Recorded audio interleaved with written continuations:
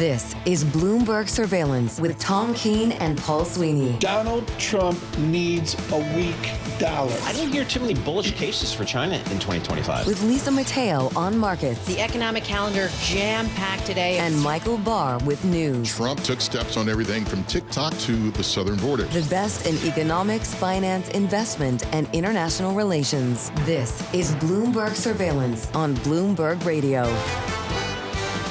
Good morning, everyone. Tom Keene, Paul Sweeney, Michael Barr, Lisa Mateo. I think, half is out? 3/4 out? David Gura in for Paul Sweeney today. Got a busy 7 o'clock hour. We're going to get to it quickly. Coca-Cola, 14% organic revenue growth. You're from Brooklyn. Have you tried their new ultra-filtered milk? I haven't, but now It's that you so mentioned it, I'll look for It's so it costs. Is it plant-based? It's plant-based. Okay. Costs 3 times as much. I thought of the Gura House and I said, lit up with Coca-Cola. Yeah. It's Fairlight, I think is what it's called. I haven't tried it. Well, I'll bring some in I don't know. tomorrow. It's booming. Seriously, it's like they got a winner. They got a winner in filtered milk. We'll get Coca-Cola. We'll talk to Stuart Kaiser about that and some other ideas in this hour. Got a really eclectic and interesting day for you, and of course, a lot of headlines coming out. We'll have to see on that. With a stacked 7 o'clock hour, we're going to get right to it. We're on your commute across the nation on YouTube. Subscribe to Bloomberg Podcast. It's building every day. Sort of shocked at the last 6 weeks' growth there. Thank you.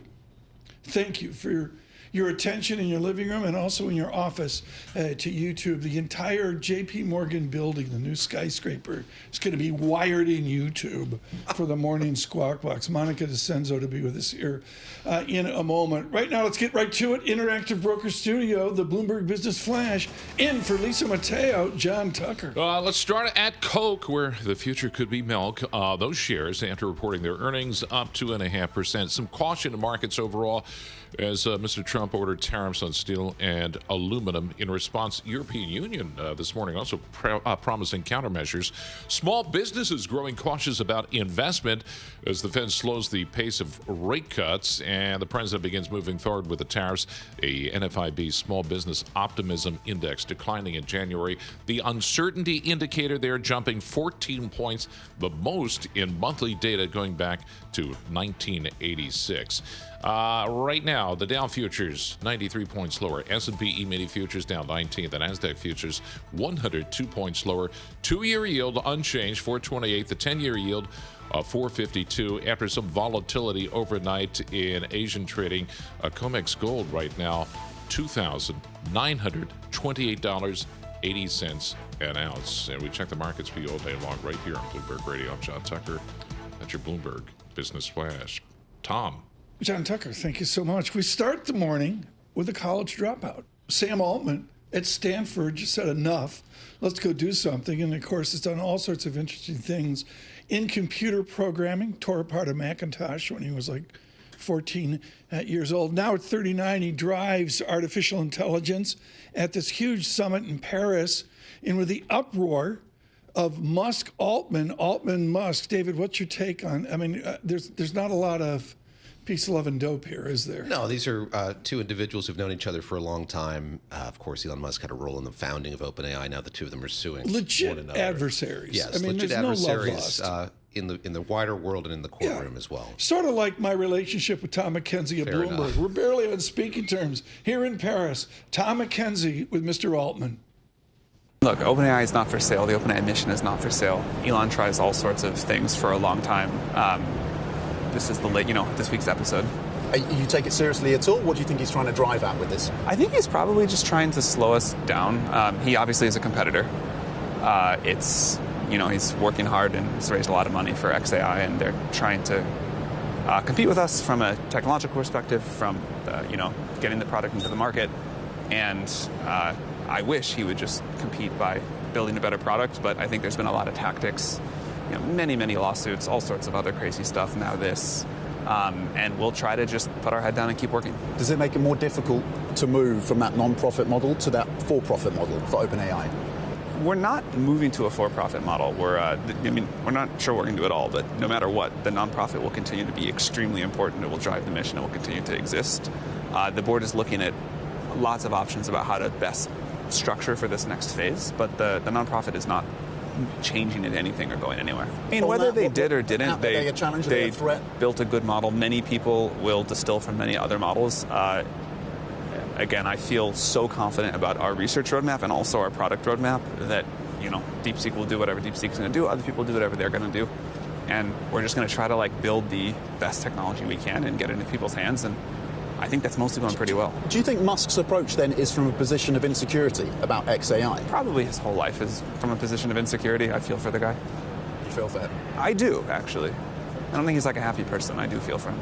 Okay. Do you worry that he has this proximity to the president and he can influence the decision-making of the U.S. presidency and policies around this agenda on AI? Not particularly. Maybe I should, but not particularly. I mean, I try to just wake up and think about how we're going to make our technology better.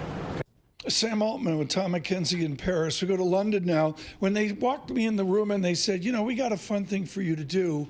Own YouTube. The first book I read, comment, subscribe, by Mark Bergen, cover to cover, inside YouTube's chaotic rise to world domination. Observing OpenAI in Paris is Bergen in London. Mark, what does Macron want out of this? What do European leaders want out of an AI soiree in Paris?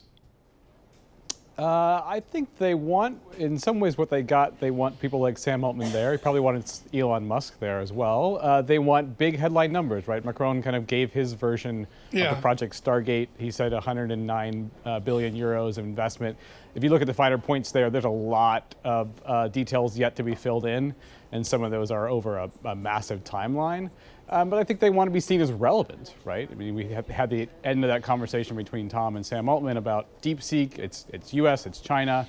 Europe is left out in those conversations. Mark, on the subject of DeepSeek, which I imagine is looming large over this gathering in Paris, there was a bit of happy talk there from Sam Altman about the fact that all of these different AI companies building their models are going to learn from each other.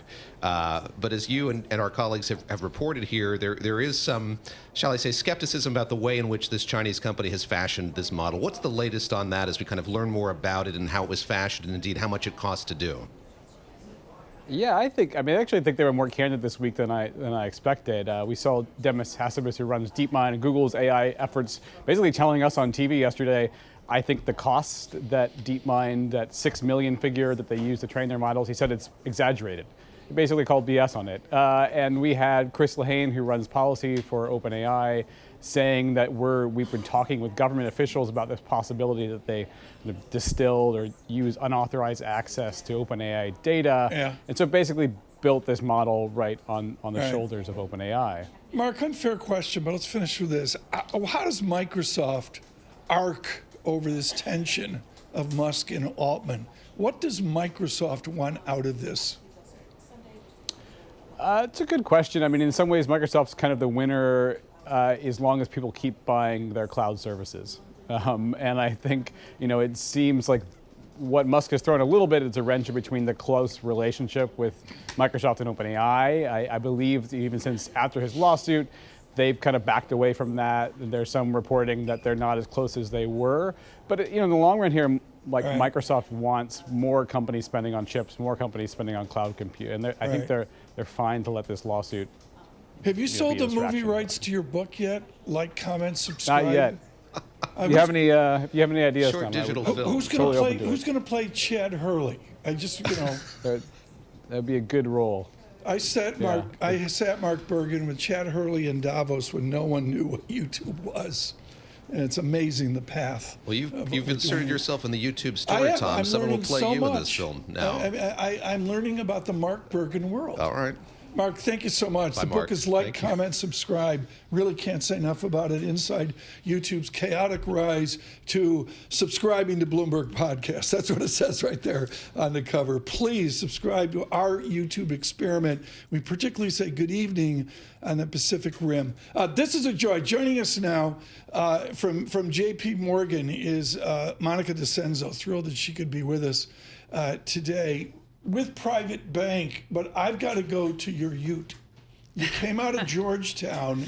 Yes. And we talked just there about digital, and I'm living digital every day with the team on YouTube. you covered at JPMorgan the digital nascent experience of the New York Times. Did you ever think the New York Times, I remember arguing with people in bars with a beverage of my choice in my hand, that they would succeed at this and they could get to 2 million. People said, no way. Yeah. Did you see the digital success of the Times coming? It's funny. I was relatively young when I was doing this, and so you could argue that I would have been more forward-thinking digital. I actually never thought the print would go away. I just thought people would always still enjoy having a print subscription. I think the New York Times did a great job putting up that paywall and figuring out how to monetize the digital subscriptions, and I still subscribe to both print It's and amazing. and I mean, were they out to 11 million? Yeah, no, it's it's hardly the failing New York Times, as the president would say. And JPMorgan was way out front on this with it was you were II and all that. Do you use people pay for content, right? That's the bottom line. Do you use sell-side analysis at JPMorgan Private Bank with high net worth, with family offices? Is there still a place there for what you used to do? Oh, absolutely. I mean, there's a ton of value in people who are experts in their sectors. The challenge in my seat is the clients I work with can invest anywhere. So they're not beholden to one sector, one small part of a U.S. market or a national market. So we need to look across all research and make a decision based on your goals. What's the best way to reach those goals? And it could be a media company, it could be an industrial company, it could be healthcare. So that's what makes it fun. But we rely on JPMorgan's research, which is amazing, as well as others across the street. Sure. Your clients can invest anywhere. Yeah. Are they doing it? I mean, amidst the whirl of headlines that we're dealing with, I imagine there is some agita among them as well, wondering if this is the time to do it. Yeah. What are you telling them just about this environment and how they can maybe grow their appetite for taking some risk right now? I think agita is the right word, one that I grew up using in my family. It's hard because I think people are still scarred by 22 when equities were volatile and fixed income was volatile. And so trying to convince people that in today's world, you actually have so many choices across asset classes that to me, as an investor who can go anywhere, this is like an amazing environment. Like I look at equities, US equities, I don't think you're going to get more than maybe high single digit returns this year. So suddenly fixed income looks more interesting. Ways to monetize volatility and commodities looks interesting. There's a lot of ways to get to that. Most of my clients want to get 7-8% annualized to meet their goals. There's a lot of ways to get there right now. It's not all equities anymore. The temptation for many is they go to what worked. Do they just want to keep owning tech? Do they want to go to private equity? And so we're trying to remind them to be a little bit more balanced and get out of cash. What is the moment to get out of cash? What do you tell them about? When's the time to move? I mean, for most people, it was yesterday or a month ago because you're missing, yes, cash makes you feel good, but most clients I work with still have too high of an allocation of cash. And so trying to remind them what that drag looks like, and we do a lot of analytics showing them if you stay at 20% cash the next 10 years, this is what this looks like. Whereas if you go into equities, even with the volatility you may see, the outcome is significantly better. The highs are higher, the lows are higher.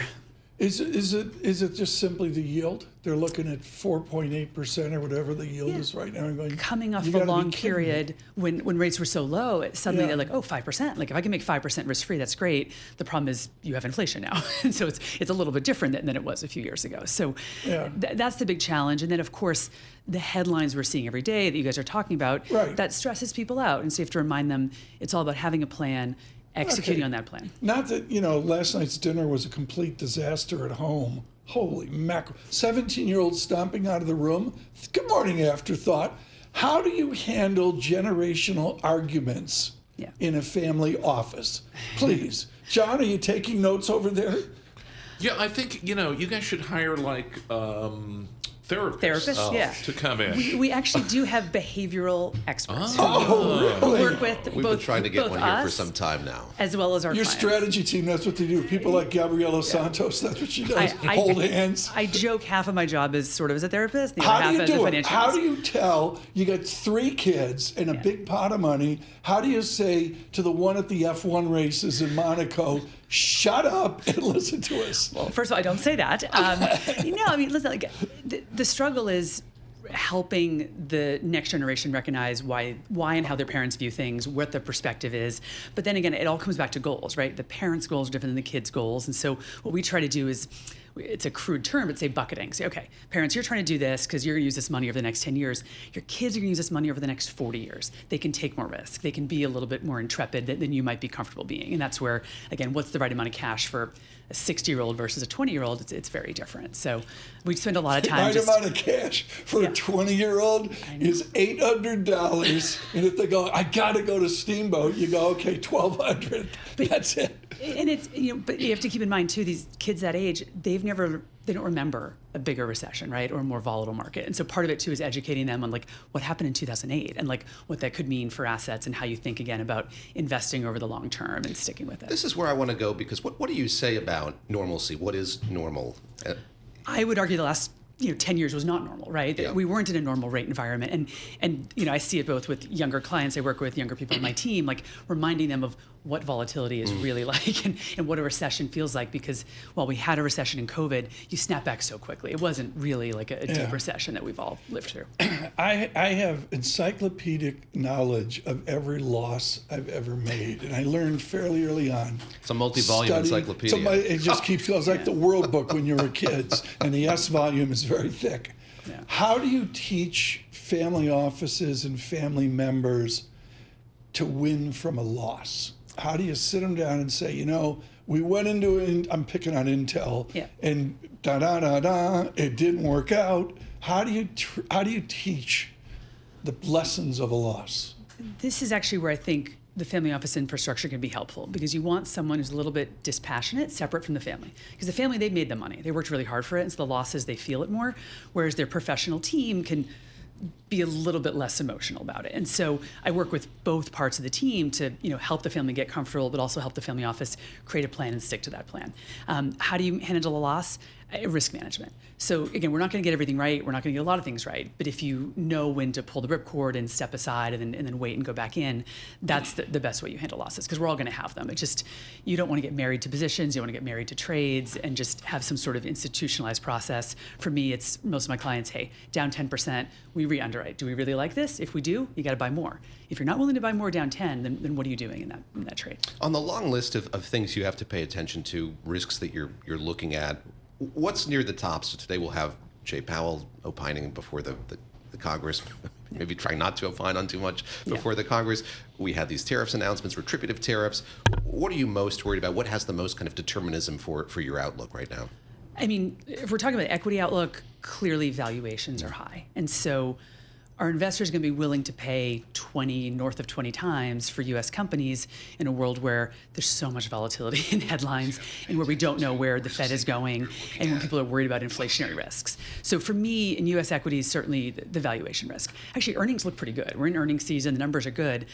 But I don't know that we can maintain that high multiple. And so that's the risk on our side. If you look at our bear case, we're assuming you could see multiple contraction. That's how you get south of 5,000. Again, I think that's low probability, but that's the risk to that. Are people really in 20% cash? Yeah.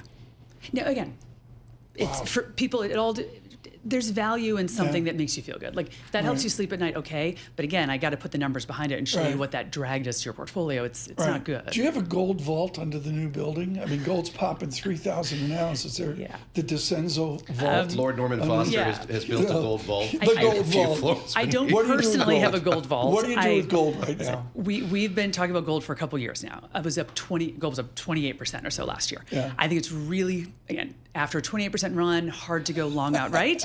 That said, I have clients who don't have very high allocations. So what we've been doing, there's interesting skew in gold. People are still trying to buy calls to buy upside. So if you own gold outright right here, you want to buy some, you can collar that position, cashless. The most you can lose in a year is 5%. The most you can gain is 13%. That's an interesting asymmetry. Nobody in the family office is doing collars. Yeah, collar your gold. Collar your gold. Absolutely. Collar your gold. Because by the way, if you make 13% in gold, that's more than I think you're going to make in U.S. equities, and that's gold. Wow, great. Have you ever broken a phone? Have you ever been on with a family office client and broken a phone? I'm Italian. I have a hot temper, so yes, I have broken Yes, bones. okay, thank you. Now we got to the dirt. Yes. Monica DiCenso, thank you so much. Really appreciate it. Head of Breaking Telephones at JPMorgan. Really, and particularly those comments on the heritage of JPMorgan coverage of our media business years ago. on the digital. You're very enchanted by this new Times. building. You're very eager to see it. I have. I walked by and it looks great. I saw Jamie in Central Park, and I said, where's my invite? What do I do? And we do not call it the Death Star. No. Death Star's Although over in everybody New on the Jersey. street who sees it, oh my God, it looks like the Death Star. Yeah, we'll have to see. Monica, Come thank you. over in August. All We're right, opening. August. Overnight, we have news. Gura's going to translate it for those awake in America. The mayor of New York City went to the inauguration and got the payoff overnight. Is that too harsh? Well, he made the pilgrimage down to Mar-a-Lago, and I think you're drawing a line there that prosecutors are reluctant to draw. But there was a memo from the Deputy Attorney General last night to the acting U.S. Attorney for the Southern District instructing her to do away with the charges against the mayor. That's the directive. So we have to see sort of how the office responds to that. We're going to talk to Brad Lander, as you mentioned, a little later in the show, see what he has to say about all He's the comptroller. He's a comptroller, but he's running for mayor against Eric Adams. I didn't know that. Primary. Okay, So, thank you. See, you get up to speed here. no doubt he'll have something to say about this and what it means for the political fortunes of the current Does mayor. Brooklyn get to vote? Brooklyn does get to vote. Brad Lander, a neighbor in Park Slope. So we'll chat very about good that too, excuse. I think. Yeah, I see some JPMorgan real estate happening there. David Gura, thank you so much for that. Mr. Lander, later. From New York City, Bloomberg's surveillance.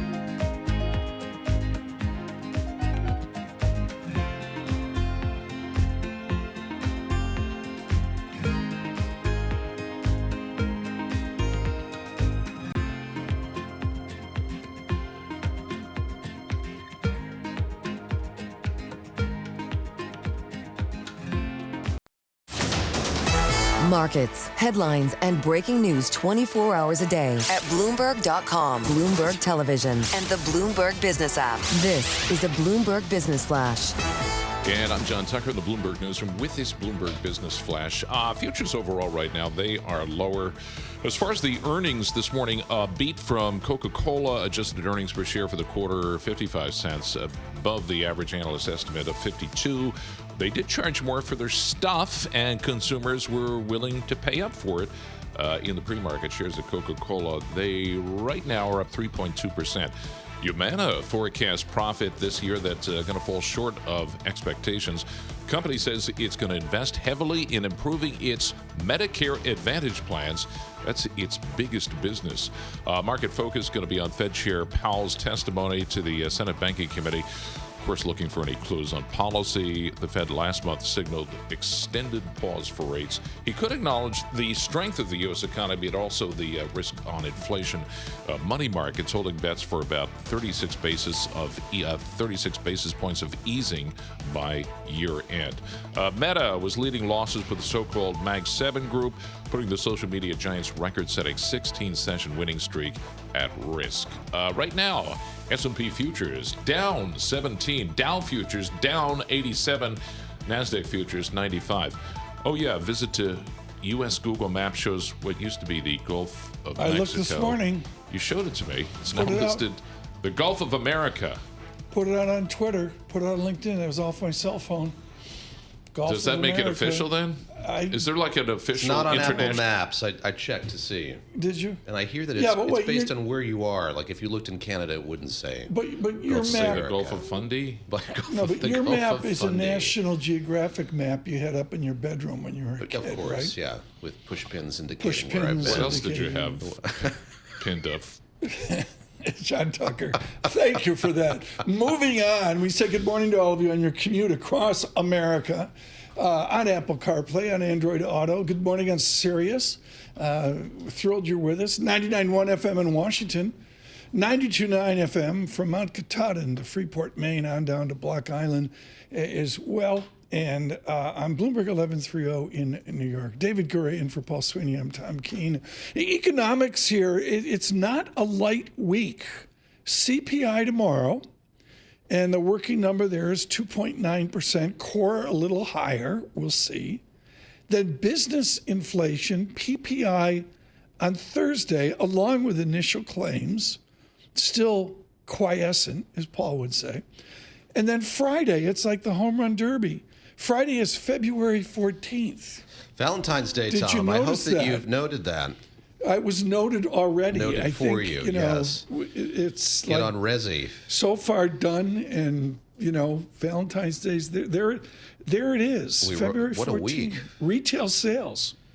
Retail sales and Valentine's Day coincident. Retail sales is there. Right now, we're going to take a minute off clearly the essay of the beginning of this term. Jason Furman, who's been very kind over the years. He teaches Ec 10 after Martin Feldstein and Gregory Mankiw. Did he get the at license Harvard. plate? He didn't get the Ec 10 license. Mankiw has the the license plate and the Beamer.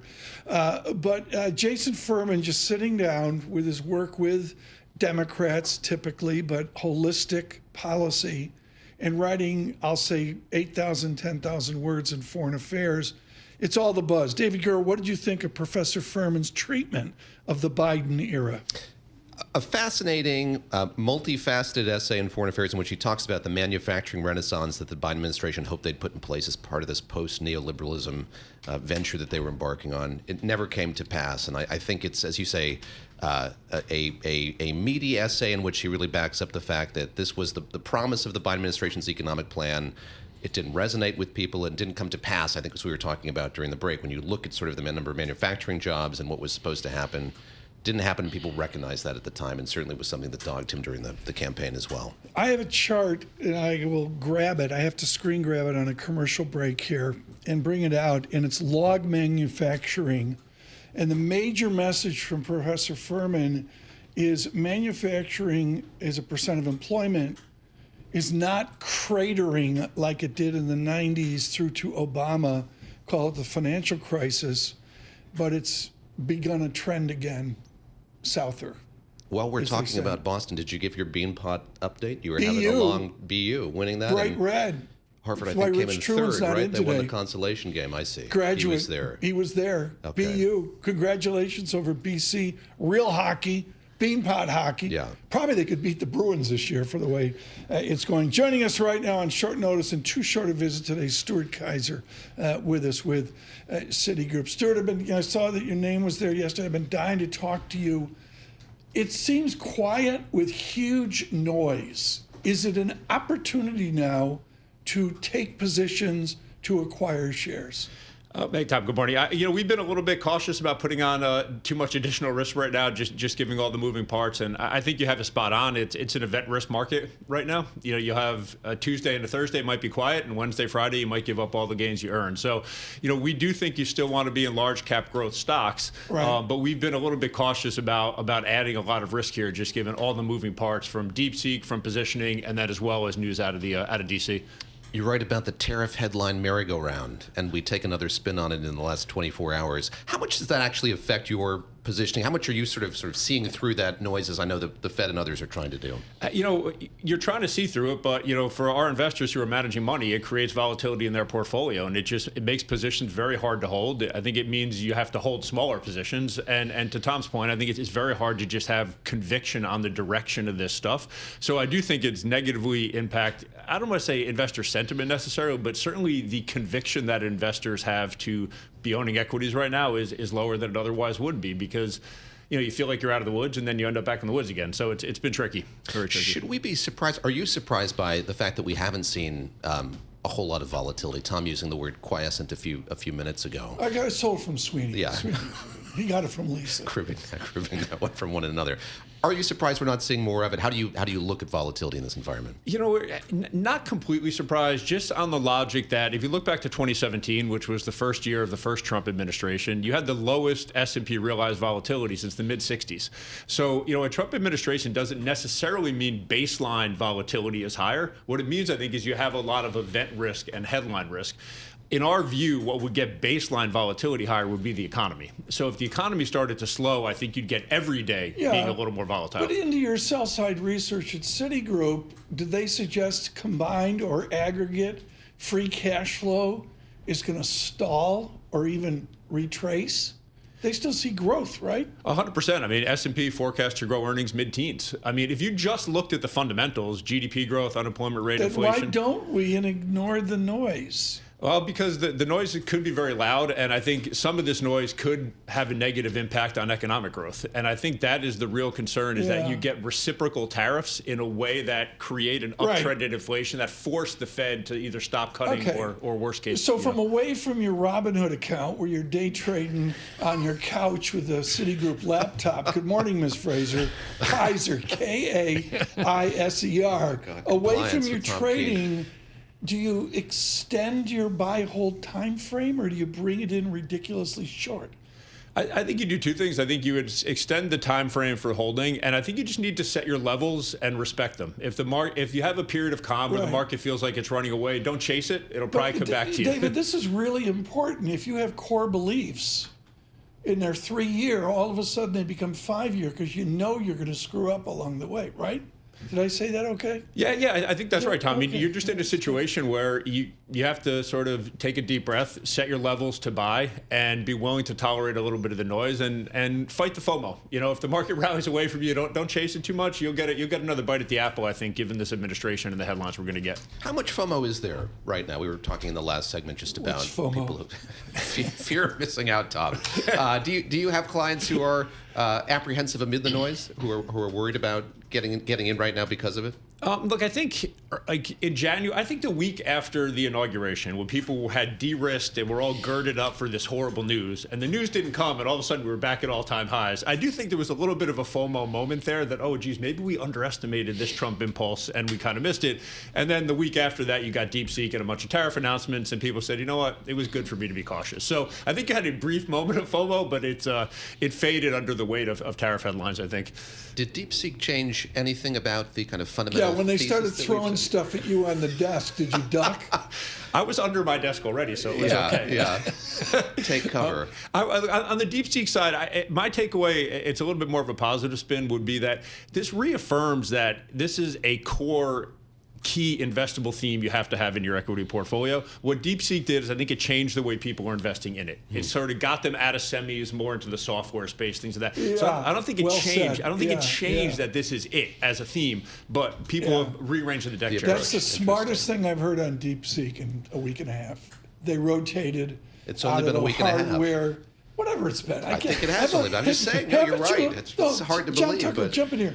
Haven't we all lost track of time? Yes. Like it's the second week of February, and I feel like it's the third week of August. It's like working with you. I feel that every day.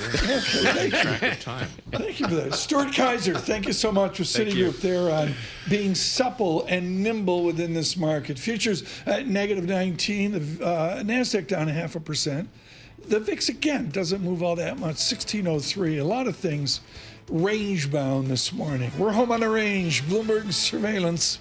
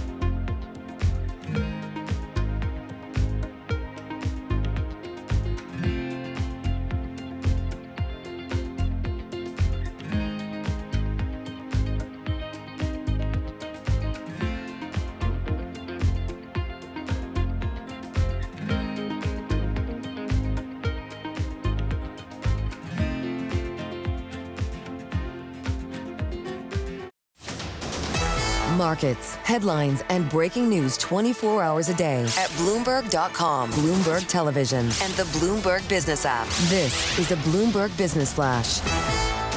And I'm John Tucker in the Bloomberg Newsroom with this Bloomberg Business Flash.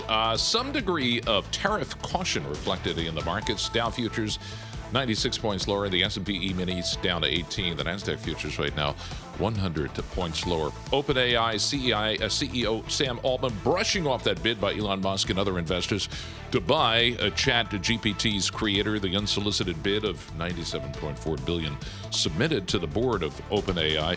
In response, Altman telling Bloomberg this morning the company's not for sale, and Elon Musk is probably trying to delay its progress with an unsolicited bid.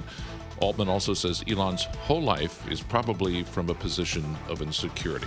They don't like each other. SelectQuote, standout pre-market up 26%. The insurance company announcing a $350 million strategic investment from funds managed by Morgan Stanley and Bain Capital, among others. Coca-Cola's profit beating Wall Street expectations as shoppers paid higher prices for the company's sodas, energy drinks, juices, and even milk. The shares pre-market, they're around 3% higher. Uncertainty sparking demand for haven assets. The fear of the global trade war has pushed gold to record highs. Since pulled back, the precious metal surging about 11% so far this year, setting successive records.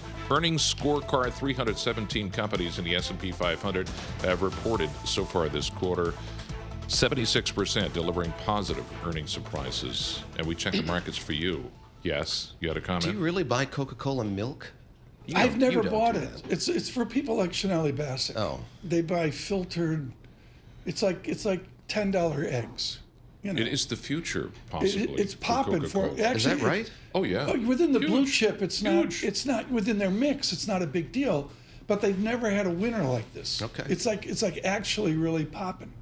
Fair something. Fairlight, I think. That's Fair Life. Fairlife. I buy the Fair big Life. gallon jugs of Joe's yes, milk. you should, John. But this Okay, stuff, thank you. designer milk, comes in smaller Designer packages. milk. Okay. This portion of Bloomberg Surveillance, it's an annual visit in February with Chanel Bassett. Anticipated. It's brought to you by Left Hand Coffee, Montauk as well. It's that time of year. It's bone-ice season. First of all, let's get to the grim part. Do you anticipate right-sizing 2% and 3% and 4% layoffs? Always. At the end of the year, you have that, they call it the culling, right? Where you have the bottom performers of all the banks. But that's funny. In my email, that's what they call it. Yes. Continue. You do not want to be culled. But, now you have not only the big Wall Street banks doing it, you have the likes of Meta doing it also. So it's a practice that's kind of spreading. Private equity, private credit? Yeah. Can we go back to investment banking for a minute here? Because not only do the big banks get mega bonuses for the people at the top, you had retention awards this year that were really stand out. You may have already remembered the Goldman ones for the CEO and the president, $80 million packages. Ken Moelis, who founded his own firm, has a $25 million bonus just to stay at the firm he founded. So that's a fun one, I think, also. To be clear, they pay Are you questioning some life choices, Tom? Right? Is that... No, Chanel walks in, which means you got to look at Montauk Real Estate. Okay. Thank you, Saunders. It's for $2.5 million, 3 bedrooms, 3 full baths, 29. It's like the tiniest house in Montauk is popping $3 million this morning. Will someone with a bonus buy that without looking at it? I heard some crazy stories, and it's not just in Montauk. I was just in Miami, and I drove past Ken Griffin's compound that is currently being built on that street. I've heard that you've had billionaires have to pay overnight to get a house because it's so hard to get a house down there right now. Is this the biggest bonus season since time began? You know what's crazy about it? Not only are bonuses huge, it was actually the worst start to a year in deals in a decade. So this is being paid on hope a little bit here because there's an expectation that deals are going to come back, but they have not yet, Tom. And so, yes, the banks had record stock prices at the end of last year. They were bid up on the heels of potentially lighter regulation and a deal comeback, but we just haven't seen it yet. Can I stick with that and ask why that is the case? And we talked a little bit about it yesterday. There was so much excitement in the sentiment for what this new administration was going to mean for. Why haven't we seen that manifest in deals yet? And what's your sense? What are you hearing from the people you're talking to about when that will kind of kick into gear in the way that's expected? Think about the ones that have either been gummed up already or the ones that are kind of questioned from the beginning. So take U.S. Steel. Politically sensitive. Take TikTok, politically sensitive. Right. What's interesting to me, the point that we've been making this as well, it's okay for a large Japanese tech giant to invest in a national security issue in the U.S. with artificial intelligence, but not okay for the steel industry. So a lot of politics still playing into the fore. What about, the private equity firms is a good question. Think about what you're seeing just in investment grade debt markets. Yes, you're seeing leverage loans and riskier debt come back in mass, but you're also seeing a significant amount of downgrades when it comes to investment grade debt. That tells you that there's still risk under the surface in what's been a tremendous amount of exuberance. Are they having the exuberant bonus season like regular Wall Street? I mean, private? No. So not all across the board. If you think about it in real estate, for example, Blackstone's deal makers haven't seen carry in 2 years. Oh. So there are some parts of the deal market, like I said, they have not come back. Under the surface, you see these tens of millions of dollars in bonuses, but there's not activity everywhere. We are scrupulous here about not identifying addresses that we talk about for all sorts of, out of respect to our wonderful guest clientele. C.J. Hughes writes it up in Cranes. You can go see it there. But one of the people, Miss Lake, under Mr. Diamond, just took a Park Avenue residence of many gajillion dollars.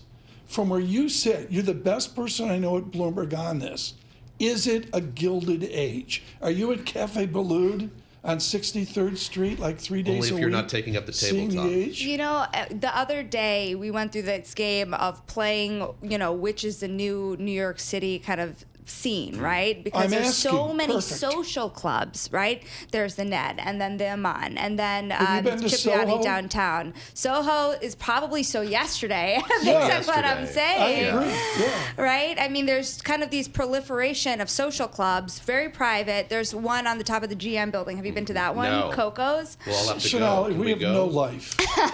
Overlooking Central Park. And so, yes, kind of Manhattan's elite do gather at these places now because it's easier to have a social club to be meeting at these days. That does feel a little Gilded Age, doesn't it? Does it feel top of market to you? I mean, you look at bonus season, everybody's going mental.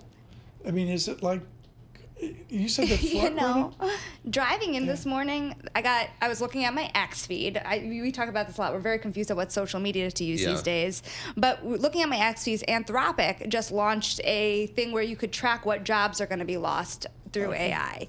And if you're in investment banking, we just spoke to Marty Chavez yesterday, you're wondering that. It's going to come fast and hard. And so which jobs of these are here 10 years from now is what I want to know. You'll be here, Tom. I know that. Thank you. Chanel, thank you so much for coming in. Tell your people we're thrilled you could drop by before 9 a.m.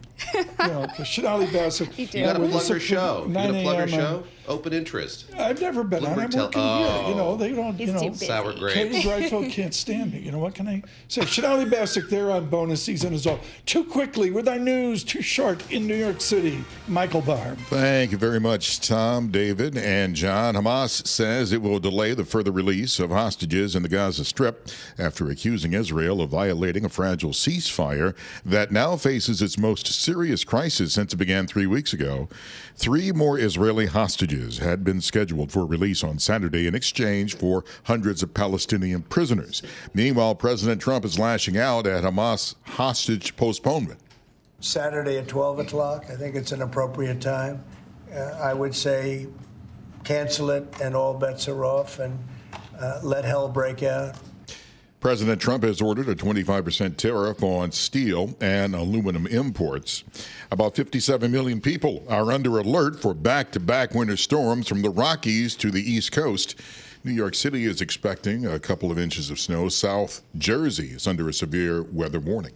Global news 24 hours a day and whenever you want it with Bloomberg News Now. I'm Michael Barr, and this is Bloomberg. Tom, David, John. Michael Barr, thanks so much. Seriously, I'm busting your chops about the 6,000 square feet you got in Brooklyn. It's booming, right? It is, yeah. And there's nothing available. Not that I'm looking, but what she said was critical in that it's bonus season, but they're also getting out front of the president's optimism about making finance go. Yeah. I stick with what I said. I'm waiting to see the deal-making surge that was so well telegraphed and forecasted. When Mrs. Gura first saw you at that tasteful $8 latte place in Brooklyn, did she go 6'5", trust fund, blue-eyed? Is that how that works? I'll get back to you on that one. We'll check in with her during the break. Shonali Bassick, not with us enough there. She is phenomenal. She works. We got to get to that GM building. She doesn't invite me. She took me once to something. It was a disaster at Deutsche Bank. Anyways, Shonali is just wired into the mood of Wall Street. We really appreciate how she works at it 24/7. Futures a negative 15, the VIX 15.95.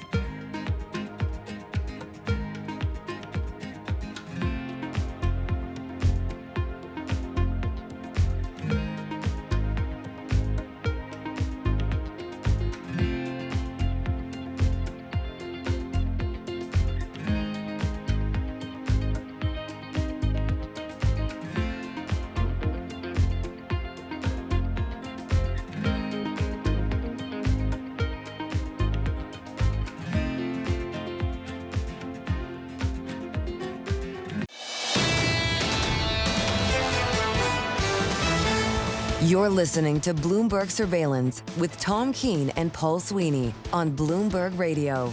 Good morning, everyone. Bloomberg Surveillance this morning. We're brought to you by IBKR. Will the U.S. CPI, will it exceed 2.4% in March of this year? Trade your prediction with IBKR Forecast Trader on the March 2025. The yes was recently 60%, 60. Buy yes or no and earn $1 if you're right. Go to ibkr.com/forecast. And we have CPI tomorrow, which we'll look at as well. This is the most important interview of the day because I don't understand OpenAI. Mandeep Singh has agreed to come by and explain the mysterious to me. Nonprofit, lots of touchy-feely. 2019, they go profit. As Bart Simpson, an expert, would say, everybody has a cow, and we're out to now. Why don't big companies just buy this thing and put it out of its misery? I mean, look, OpenAI, when it comes to Sam Altman, has their own ambitions. And what we are learning with Project Stargate is they want to go as a profit entity. I mean, really. To compete with Microsoft. Google Genesis and the rest of it. And so as part of that, they have valued their assets at a certain threshold, the nonprofit entity. And they were trying to raise another round with SoftBank, which is part of Project Stargate. And Elon, in anticipation of that kind of conversion and the new round, has come up with an unsolicited offer for the nonprofit assets. Summarily rejected by Sam Altman. What we haven't talked about amidst all of our commentary on the shade that Sam Altman threw there in Paris is, what has Elon Musk accomplished with his XAI? What is that company, that model, in kind of contrast or comparison with what OpenAI is doing? Yeah, so the race of foundational model providers seems to be narrowing now. So when you think about the largest model providers, XAI is right up there because they build the biggest compute cluster. I mean, think of everyone going after scale when it comes to AI. XAI has built the biggest compute cluster. They have all the Twitter or X data that is unique and proprietary to them. And what they think is they can come up with a better foundational model in some areas. I mean, OpenAI O1 and the reasoning model from DeepSeek is very good in a generic way, but for real-time news and certain areas, they can come up with a better model. As AI slips into our life, is that like when we see AI on Google search, that's Google Gemini? Yes, the AI overviews that they show is powered by Google Gemini. So is everybody going to have their competing set of paragraphs like that? It depends on the use case. So in the case of summarizing, a bunch of articles, yes, you are using AI for that. And then if you're generating an image with a prompt, it's another form of AI. So there are different forms of AI that every model provider is focused on.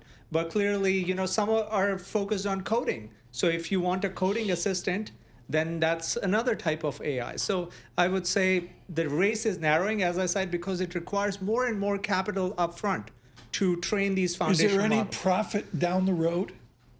I mean, some of these companies are generating profit. You look at Microsoft saying that they generated $13 billion revenue run rate from AI. Azure, ChatGPT at Microsoft is gaining profit right now. Yeah, I mean, I did not know that. Azure is the cloud consumption, and then they are selling you Office Copilots, GitHub Copilots, and charging a separate fee just for that functionality. So yes, AI is generating revenue. In the 30 seconds we have, what is the outcome of this big event, this confab that's taking place in Paris? So we have the president greeting everybody. J.D. Vance, the vice president, is heading there today. What does France, what does Europe hope to get out of an event like this? Well, everyone wants to build their AI within their own geography. And that's what's becoming abundantly clear, whether it's China or the US or Europe. They want the data centers to be built there, the compute cluster to be created there, and the AI to be trained within their own geography. And I think that's the future.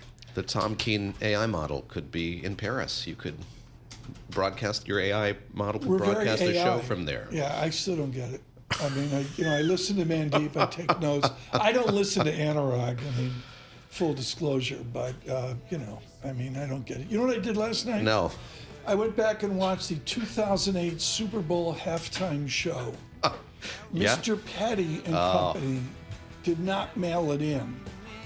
In coming weeks, Ben Montench at the Carlisle. How about that? Bloomberg surveillance.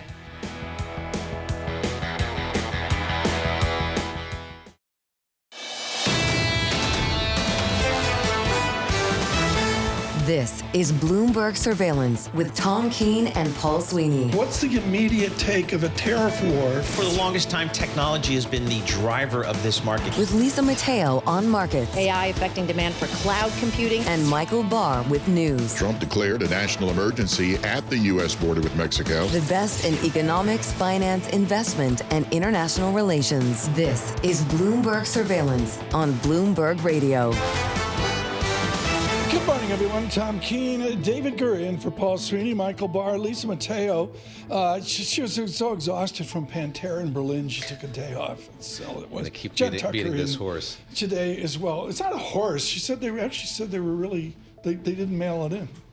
The VIX 16.03, a little bit of weight to the market, but a real range-bound tone, and we really have, I've been remiss, I'm really not looking at fixed income like I should. Meghan Robson to join us here in a moment. We aim to please with what we, I just mentioned, Ben Montench, ex-Tom Petty. Yeah. In February 18th to the 22nd at the Carlisle. You're going to go? Like rock at the Carlisle, or is this like he's like a... Hey, I saw Joan Osborne there. She was great. Is that right? Yeah. Yeah. They're eclectic. It's not How just... many people does that hold? Like 10? Depends. Yeah. No. There's two parts. There's a bar. I've never been to it. There's the Cafe Carlisle, which is Watch yourself, probably Josh. Sure, 120 people, I would say. But we say good morning. You going to go to this? I probably will make a call and see if they can slip me into my table, Your as usual they say. table. Yeah, but we'll see. Ben Montench, Tom Petty. Sometimes it's fun to see you out in the wild at a show. You know, there's He's Tom. sort of like Garth Hudson of the band. The guy's got prodigious classical skills. The late Garth Hudson, yeah? You know, the late Garth. And Ben Mont has like serious chops. So there it is at the Carlisle. Welcome to New York City. Thank you, Shonali Bassick, for her wisdom there as well. Futures -16. Time for the Interactive Broker Studios Bloomberg Business Flash. John Tucker. And this flash brought to you by IBKR. Will the percentage of the U.S. experiencing drought conditions exceed 18% on February 18th of 2025? At IBKR Forecast Trader, the yes was recently at 35%. What's your take? Trade your prediction at ibkr.com/forecast. Right now, futures struggling. The latest tariff news kind of spurring caution among traders. Dow futures down to 84. The S&P E-mini futures down 16. The NASDAQ futures 95 points lower. Coca-Cola shares pre-market up 3.8%. Comparable earnings per share for the fourth quarter beat the average analyst estimate. DuPont de Nemours rising 4%, earnings jumping. Well, that's what it's the name. It's a French company that came to Delaware many years ago. But I digress. 4% higher, earnings jumping on growth in the electronics market. This is still a conglomerate. The push to cut costs and break up into smaller, more focused businesses apparently paying off for DuPont. Google and SoftBank's Vision Fund investing in Q-Era Computing, a Boston-based startup aiming to make quantum computing more practical. And those shares soaring this morning. Meta Platform shares, they were lower, but they're coming off a rally of 16 straight sessions. And, of course, Jerome Powell facing hearings today and tomorrow on Capitol Hill. Democrats and Republicans likely to prod him on Trump policies. We will listen for clues about policy shift. And, oh, yes, this is just out. Consumers expected to spend a record $27.5 billion on Valentine's Day this year. This according to the annual survey released today by the National Retail Federation. Most popular gift categories this year include candy, flowers, greeting cards, an evening out, jewelry, and designer milk. For those not planning to celebrate the holiday, 28% say they still plan to mark the occasion in some. This is like the What loser, does that mean? the loser category. I see, yeah. If you don't have a date, mark the occasion. You're going to stay home on your couch and mark the occasion with a bottle of champagne. Anyway, that is your Bloomberg Business Flash. Thank you for that. You going to mark the John occasion, Tucker. Tom? Oh, we're so marking the occasion. Okay. I'm just being told what to do. Essentially, John Tucker, thank you so much. I have been remiss. We really ignored the bond market because it's asleep, which means radar up. We are thrilled that Meghan Robson is with us. She's U.S. credit strategy at BNP Paribas. I mean, there's a certain, I go back to your Brown economics with Bill Poole and all that. There's a certain point where you link in economics and politics into your bond call. Do you have to change BNP Paribas credit strategy with all that's going on in Washington? A lot of cross currents right now, but for credit, surprisingly, the two factors that have driven markets are actually outside of politics. So supply demand, very well in balance, and credit quality, also very well in balance. So I think there is this expectation that some of these headlines related to tariffs should start to drive credit spreads, but so far we've seen the opposite. So spreads haven't reversed. They're still priced. Spreads, if you look to put it in English, they've priced to perfection. If I think that's fair to say, definitely pricing in the credit soft landing. Since the election, IG credit spreads have been within 7 basis point range, so very narrow range. Wow. Meanwhile, you've seen the interest rate market, 10-year Treasury, a lot of volatility around that, and of course, if you look I got to translate that. Please, I'm waiting for that. A full faith in credit U.S. 10-year yield and a corporate quality 10-year yield is 0.07% higher yield. So the absolute spread now is closer to 80 basis points, but the range within it's traded, so it's bounced between 74 and 81 roughly. So see that very narrow range that we've traded within, or the band we've traded in, has been extremely tight, and I think it speaks to the strength of the technicals, supply demand being very well in balance, and then of course the credit cycle. We're not seeing signs of excesses. Things like corporate leverage has been very stable. We actually saw it move lower last year, and interest coverage has come down, but near the long-term median. So I think that's contributed to the stability that we've seen. To borrow a phrase from Tom, how does a pro like you navigate all of these announcements from the president when it comes to tariffs? Be they the teases that he's going to do something, or sign some executive order, or the executive orders themselves indicating there's going to be a study or new tariffs in 30 days' time. How do you sort of forecast out what those headwinds might be if, in fact, we see them? So we're not expecting headlines to drive the market at a top-down level, but there are a lot of sector implications. So we've really tried to zero in and focus on which sectors might be more or less exposed in the market. So looking at supply chains, looking at direct revenue exposure abroad, if you saw tit-for-tat tariffs, are starting points for sort of identifying those vulnerabilities. So we have, as an example, for example, autos, investment-grade auto sector, very intertwined with Canada and Mexico. In our base case, we're not expecting tariffs on Canada and Mexico to actually pan out, but if they do, that's a sector that would be much more exposed. Well, just as a side, I looked at a chart, I can't remember from who, overnight. Aluminum is basically Canada. I mean, it's a little bit China, but everybody's got like an alphabet soup of countries like South Korea. South Korea is teens weens. I mean, Canada, when we do aluminum tariffs, we're doing Canadian tariffs. Thank you. And there's a lot of issuers in the U.S. credit indices that are actually based in Canada or domiciled in Canada. So of course, those issuers are much more vulnerable if we see tariffs heat up. I think another area, building products. So in the high yield market, this is a sort of trifecta of policy risk because you have higher mortgage rates, which has already weighed on the sector. You have potential immigration issues. So a lot of the building sector is exposed to undocumented labor, and then also some exposure to tariffs as well if we see things like tariffs on steel. So that's another place that we would avoid. And then if you think about sort of hiding out, think about the services sector. So healthcare, much lower exposure. We're overweight investment grade healthcare. In the high yield market, we like cruise lines. So sector where you're exposed more to the high end consumer and services versus goods. I want to ask you to react to something that we heard last week when our colleague Saleha Mosen sat down with Scott Bessent, the new Treasury Secretary. She asked about how he's thinking about what the Fed is doing or isn't doing. And he said the thing that he's paying the most attention to is the 10-year. What do you make of that? What should we make of the fact that he's kind of giving that primacy? That's the thing that he's mostly focusing on.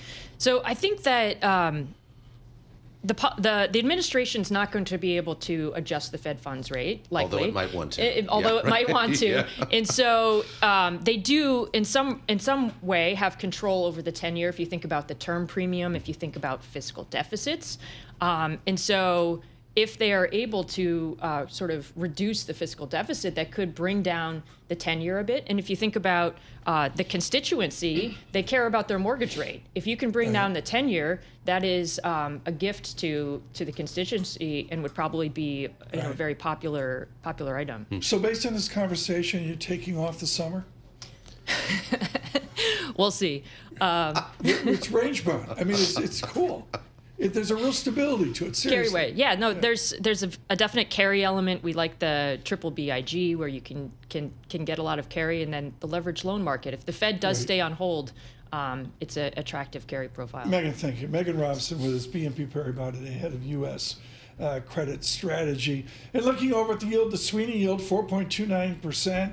A churn there, the 10-year, 4.53%. I looked at the 30-year mortgage today. You did? I did. Are you buying? Under 7%. Okay. You know, I figure. That's something. Is there one property for sale in the Brookburg you are in? There is a real lack of inventory in the neighborhood that I'm in, but I that's a good sign. It's coming down a little bit, but I think it's still a struggle for a lot of people. Can we shift gears here? Please. I'm trying to figure out how to segue from U.S. full faith and credit to Chinese equities. Eugene, I'm going down in flames here. Joining us right now, Eugene Chao. Thrilled to have him in here this morning. I look, Eugene, at Chinese equities, and it's distant, and it's what other people play. How do our listeners and viewers participate in Chinese equities? Yeah, I think right now it still remains a very uncertain time in Chinese equities. We've seen that over the last 3 years with the obvious underperformance.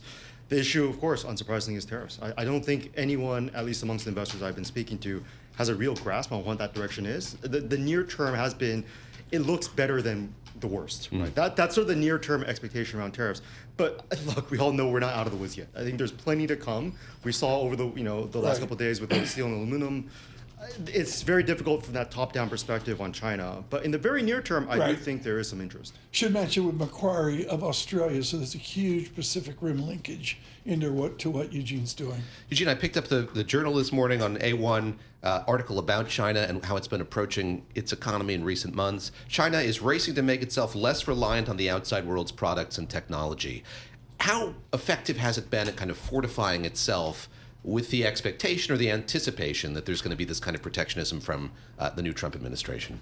Yeah, and I think you could argue this. I think a lot of the other countries, when it comes to tariffs, are feeling a little bit blindsided. Canada, obviously, we saw with Mexico and all that stuff.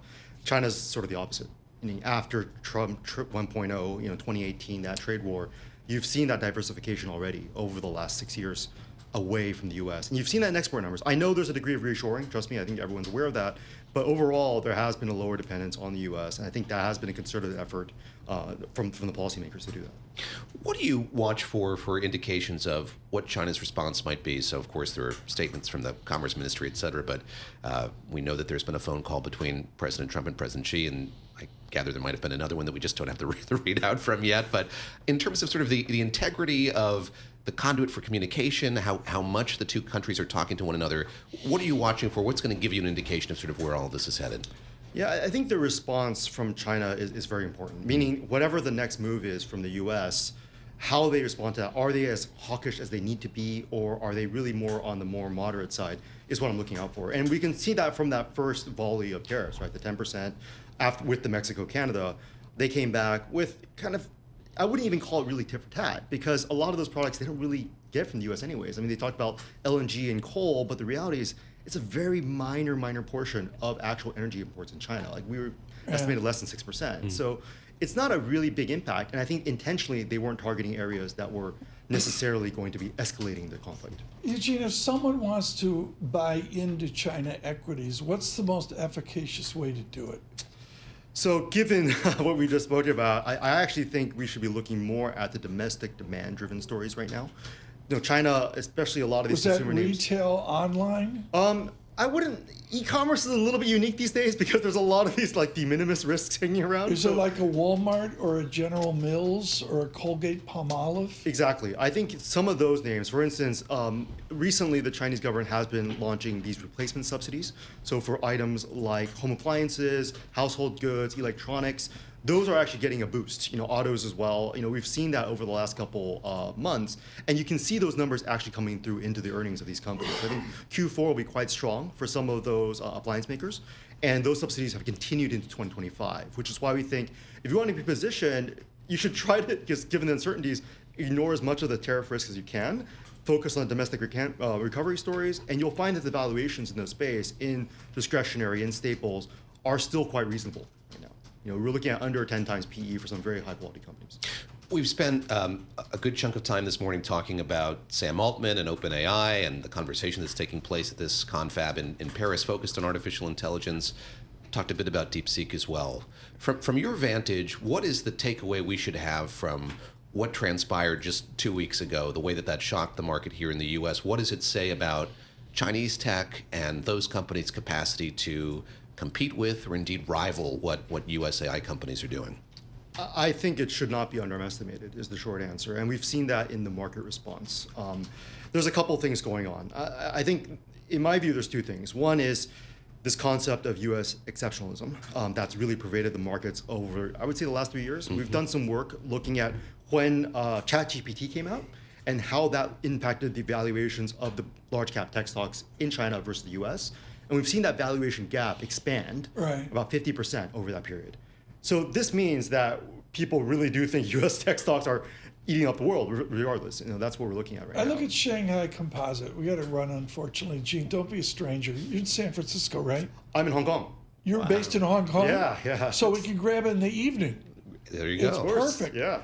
I meant at the Mandarin, the Bar M, something like that. Eugene, I'm looking at the Shanghai Composite. Got a multiple of 16. Maybe it's a 13 or whatever. Collegially, it's gone nowhere in 10 years. Is there a pressure there to put an up vector on that? Or is it like not even debated?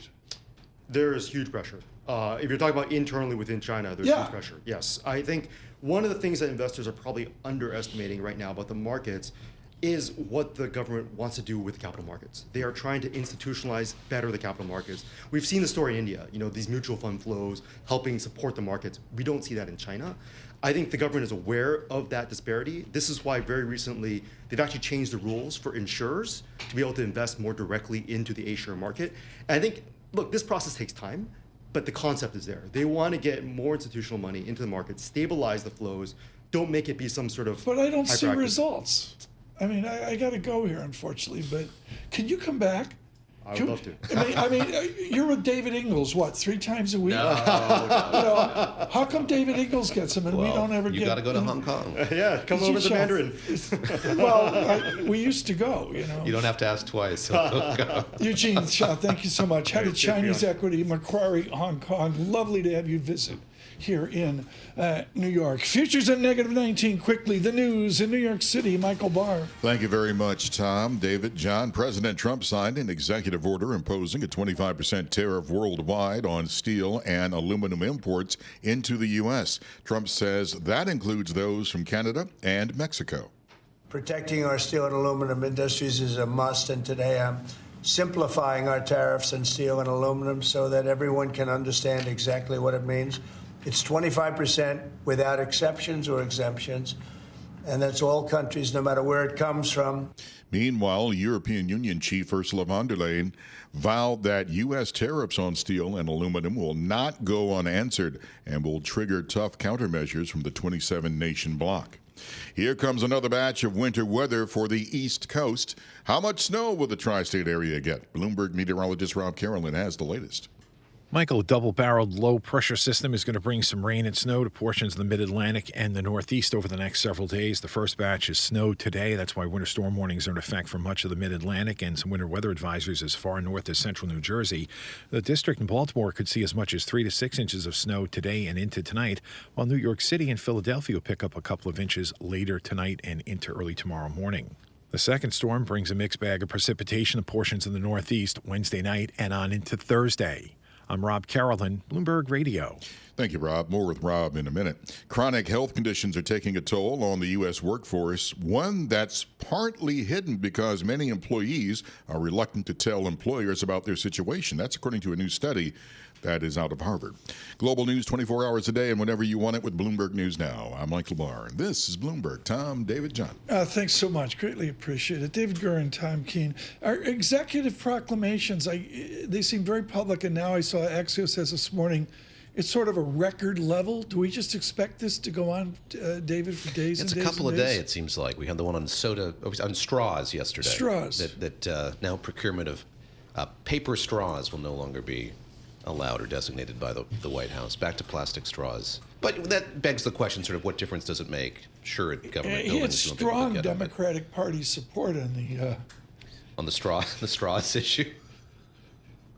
Remember? Tom uses straws for his martinis. I know. And the paper ones start to They dissolve. start to dissolve. They dissolve. Because the martini is so strong. He has to drink it Do you faster. remember? Yeah. I mean, Gura's too young. Do you remember John Tucker paper straws in school? You'd be in third grade in Well, you use them for spitball. because you Oh. had 7 minutes and you'd make your paper straw spitball. Yeah, you know that's what Not we you, did. John. I can't imagine I was you being Mr. as good a Goody student as Two-Shoes. you were. Futures -22. Good morning.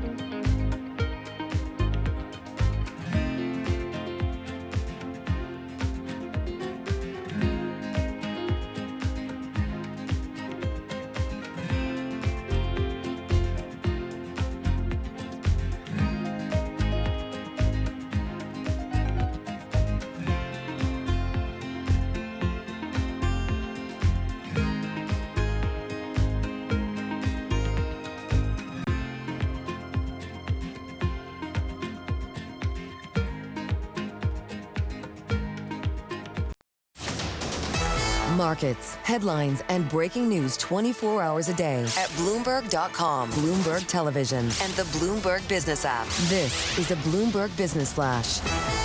And this Bloomberg Business Flash being brought to you by Oracle. Attention growing businesses. Oracle offering to cut your current cloud bill in half if you move to Oracle Cloud Infrastructure for new U.S. customers with minimum financial commitment. Offer ends March 31st. See if your company qualifies at oracle.com/Bloomberg. Trade tensions fraying some nerves. Futures lower this morning. The European Union just this morning said it plans to respond to anti-U.S. tariffs, escalating a potential transatlantic trade dispute. Investors are also focused on this week's key inflation data, CPI data. That's going to be the most important this week, and Fed Chair Powell's testimony before Congress. Coca-Cola's profit beating Wall Street expectations. Adjusted earnings per share for the quarter, 55 cents. Pre-market, it's up 3%. WK Kellogg posting fourth quarter profit, barely topping Wall Street's expectations. The cereal maker also said revenue is going to decline about 1% this year. And Travelers announcing the preliminary estimate of catastrophic losses of $1.7 billion pre-tax related to the California wildfires. Gold setting a fresh peak above $29.40 an ounce. It did retrace some of that advance. Right now, Dow futures down 132, S&P E-mini futures down 23, the NASDAQ futures down 130. Oh yeah, Mother Nature has actually all by herself done what Elon Musk has been trying to do. That fast-moving winter storm prompting the Office of Personnel Management to tell all federal employees to leave work by 2 p.m. I mean, they'll be allowed back. So yeah, they're going to get an inch of snow. I'm seriously, there's going to be some they snow. have like Drive one careful. plow in the Capitol. Nathan Hager brought his snowshoes to work today. He sometimes sleeps in the booth there. He does. Yeah. He's He's got a Coleman rucksack and stove and little lantern. a down bivy sack. Okay, we're gonna change things up here. Right now, what I'm supposed to be doing is talking about an incredibly important book that's coming out. In a mathiness, it's a type 2 negative book. It's how not to invest. The ideas and numbers that will destroy your wealth. It's without question the most important investment book of 2025. It's none of this happy talk. You too can make $1 gazillion. It's how not to invest. Barry Ritholtz is in studio with us, and I don't care. You could have gotten a blurb from that if he just got his act together a few weeks ago. I've been my lawyer said I couldn't do it.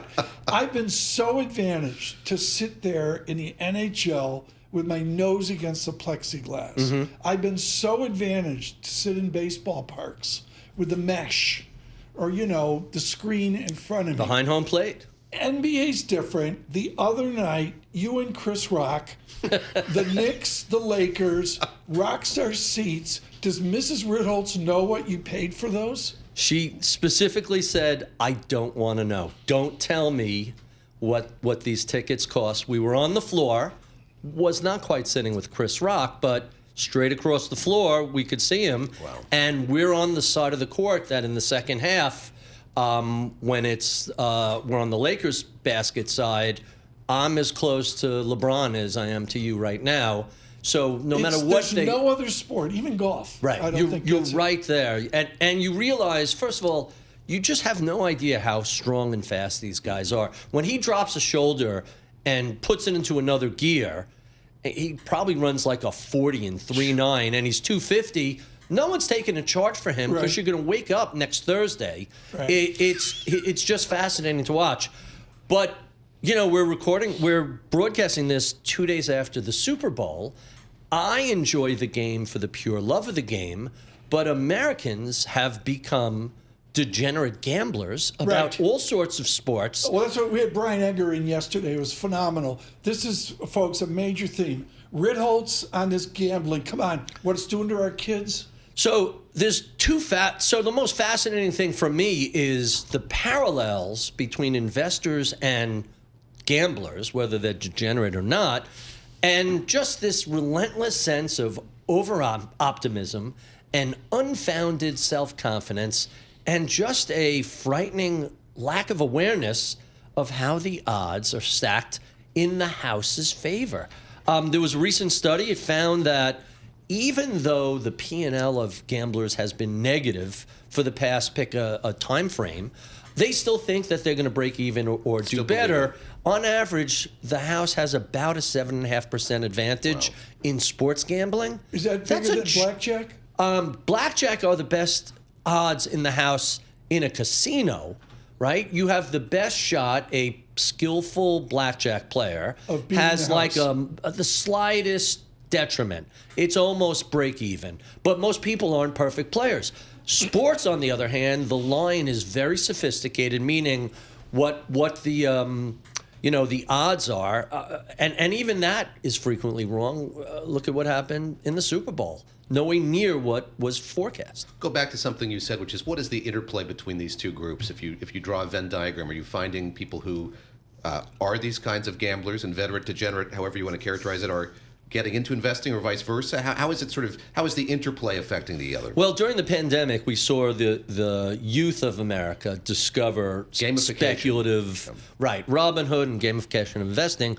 But really, it's that the parallel, the things that connect investors and gamblers is simply the unchanging, never-ending, always the same human nature.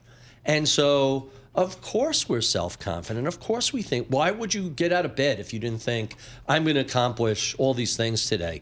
And that includes ignoring math that sets up quite a headwind. As we all think we can pick stocks. We all think we know when to sell stocks. We think we can, the market feels toppy here, I'm out.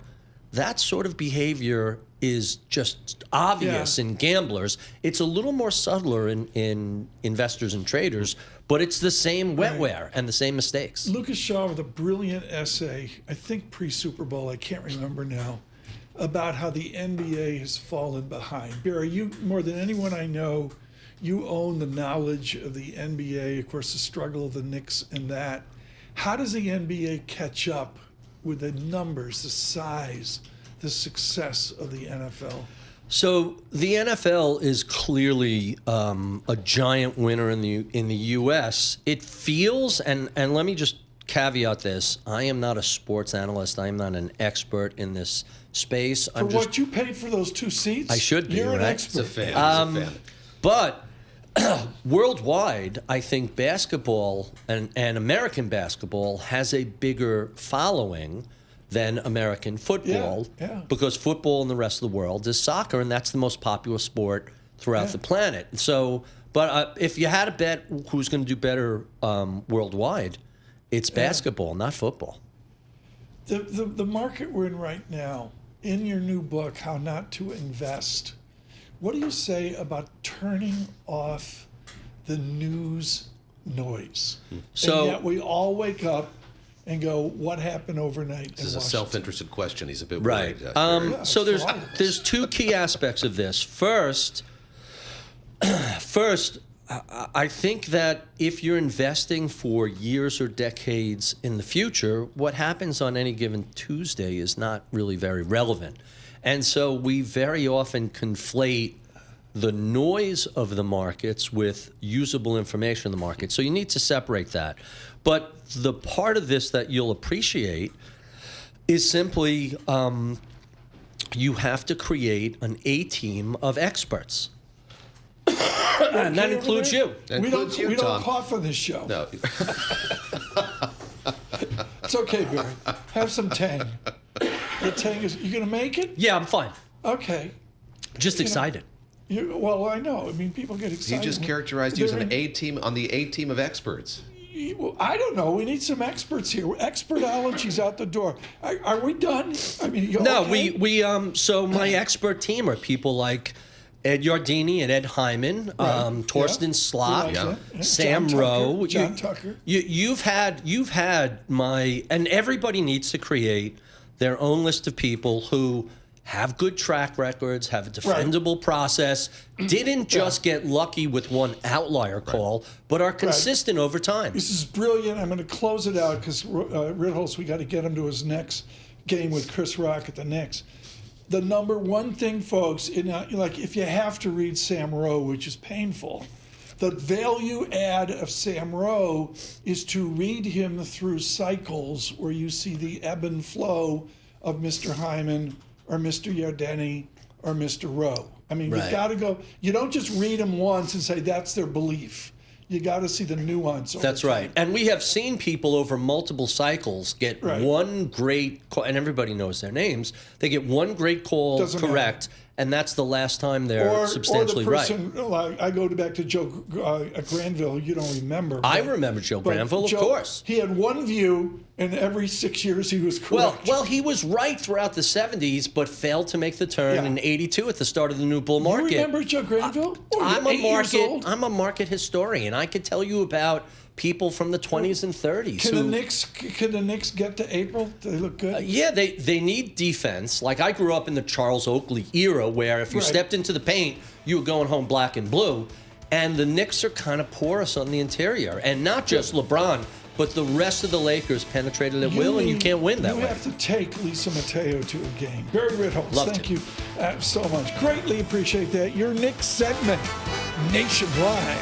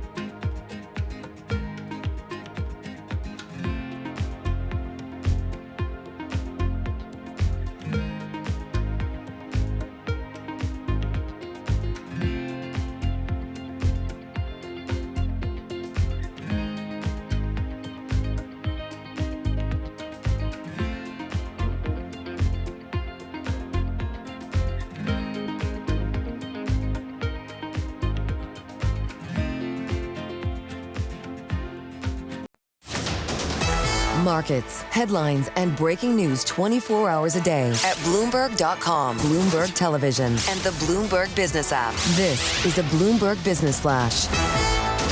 And I'm John Tucker in the Bloomberg Newsroom with this Bloomberg Business Flash.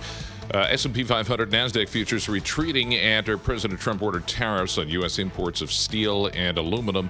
Fed Chair Jerome Powell is going to face tough questioning in the semi-annual Humphrey Hawkins testimony on Capitol Hill. And Bloomberg's Anna Wong is pointing out this morning one notable aspect of the monetary policy report the Fed submitted to the lawmakers ahead of time is how rarely the word tariffs appears. Coca-Cola pre-market those shares right now 3.7% higher after their earnings per share beating estimates. Shopify shares tumbling. The e-commerce company projected free cash flow disappointed investors, and that kind of overshadows a strong holiday shopping season performance. Right now, Dow futures down 99, S&P E-mini futures down 19, the NASDAQ futures down 120, and OpenAI CEO Sam Altman rejecting Elon Musk's $97.4 billion offer to take control of the company, accusing Musk of trying to gain a competitive advantage. And he tells Bloomberg this morning, Elon operates, quoting here, probably his whole life from a position of insecurity. I feel for the guy. Altman added that he doesn't think Musk is a happy person. See, money can't buy everything. Oh, thank you. We check the markets the sensitive Tucker. All day long, right here in Bloomberg. John Tucker, thank you so much. Futures negative 19, the VIX 16.10. Lots of economic data this week, but far more inside the beltway of Washington and outside a political noise. We are honored to bring you today someone who grew up in the shadow of KMOX in St. Louis. One of my high points was being interviewed by KMOX with a plaque of Abraham Lincoln on the wall. This is where Abe did whatever he did.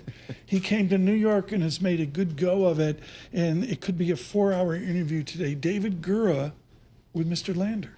Brad Lander, great to see you, and definitely want to talk about your campaign and your platform, but I have to start with the news of the day, and that is this memo that came to light, I think the Times first reported last night, from the Justice Department to the U.S. Attorney's Office in New York, instructing that office to drop the charges against the current mayor, Eric Adams. I wonder what you make of that directive. Obviously, you have an acting U.S. attorney now who's in a very difficult position, whether to take that advice and alienate probably the entire staff within that office or go along with it, I guess under the expectation that whoever succeeds her, be that Jay Clayton or someone else, is likely to put a rubber stamp on it.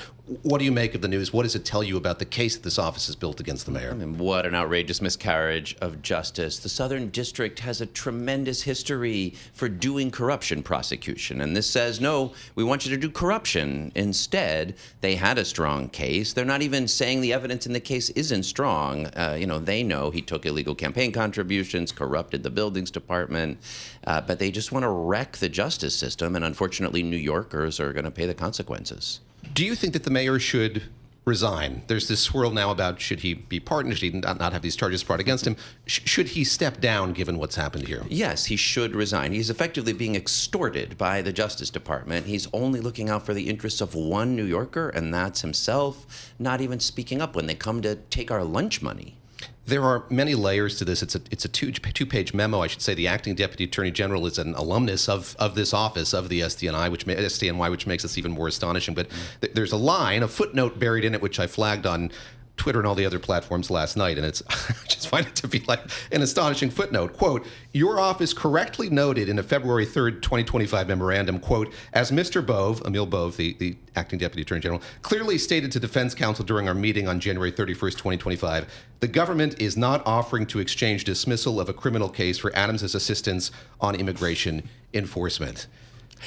A lot of absurdity baked in there and just the way that that's constructed. But this is something that you've honed in on in recent days. That is, was there some sort of deal brokered between the mayor and the president in Mar-a-Lago or elsewhere? It sure looks like it. Elsewhere in the memo, it says we're doing this so that the mayor can get back to the business of fighting, quote unquote, illegal immigration. His job is to protect New Yorkers, not to do the president's bidding. Do you agree, is David Gura is more up to speed on this than I am, and of course, Mr. Landers, so are you, that the way the language is formed, there's a threat to the mayor if you don't do what we say.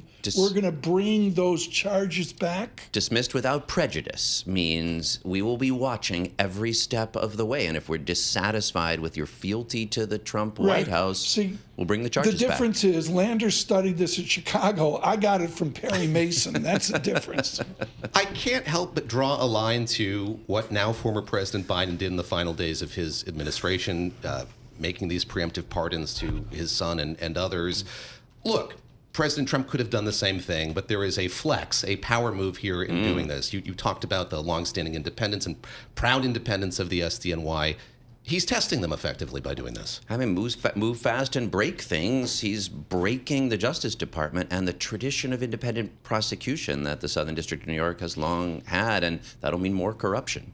You say he should resign. There's another means of recourse here if he doesn't do that. You, other Democrats, could go to the governor of the state of New York, go to Kathy Hochul and say, look, you have the power to get him to step aside, perhaps force him to step aside. Is that something that you and your fellow Democrats are thinking about and indeed would consider at this moment because of all of this? I mean, the form of removal I'm focused on right now is the ballot box. New Yorkers can get rid of Eric Adams and restore integrity and effective government to City Hall. I mean, people are fed up not just with his corruption, but with his failure to deliver. People are fed up with Democratic mayors of big blue cities who can't govern, and that's what we can elect this year. I want to get to your platform. One last question on this, based on what you just said there. In that memo is this criticism of this case being brought close to an election. I guess 9 months out now from an election is too close for comfort for this Justice Department. As you look at this campaign, how do you see this story being a through line, perhaps the through line as you and your fellow Democrats campaign against him? I mean, New Yorkers know that Eric Adams has run a corrupt administration. I think it's 26 members of his administration have either been indicted or, are under investigation, including him. But he also has been failing to deliver on affordable housing, on public safety, on childcare, on just making the government run well.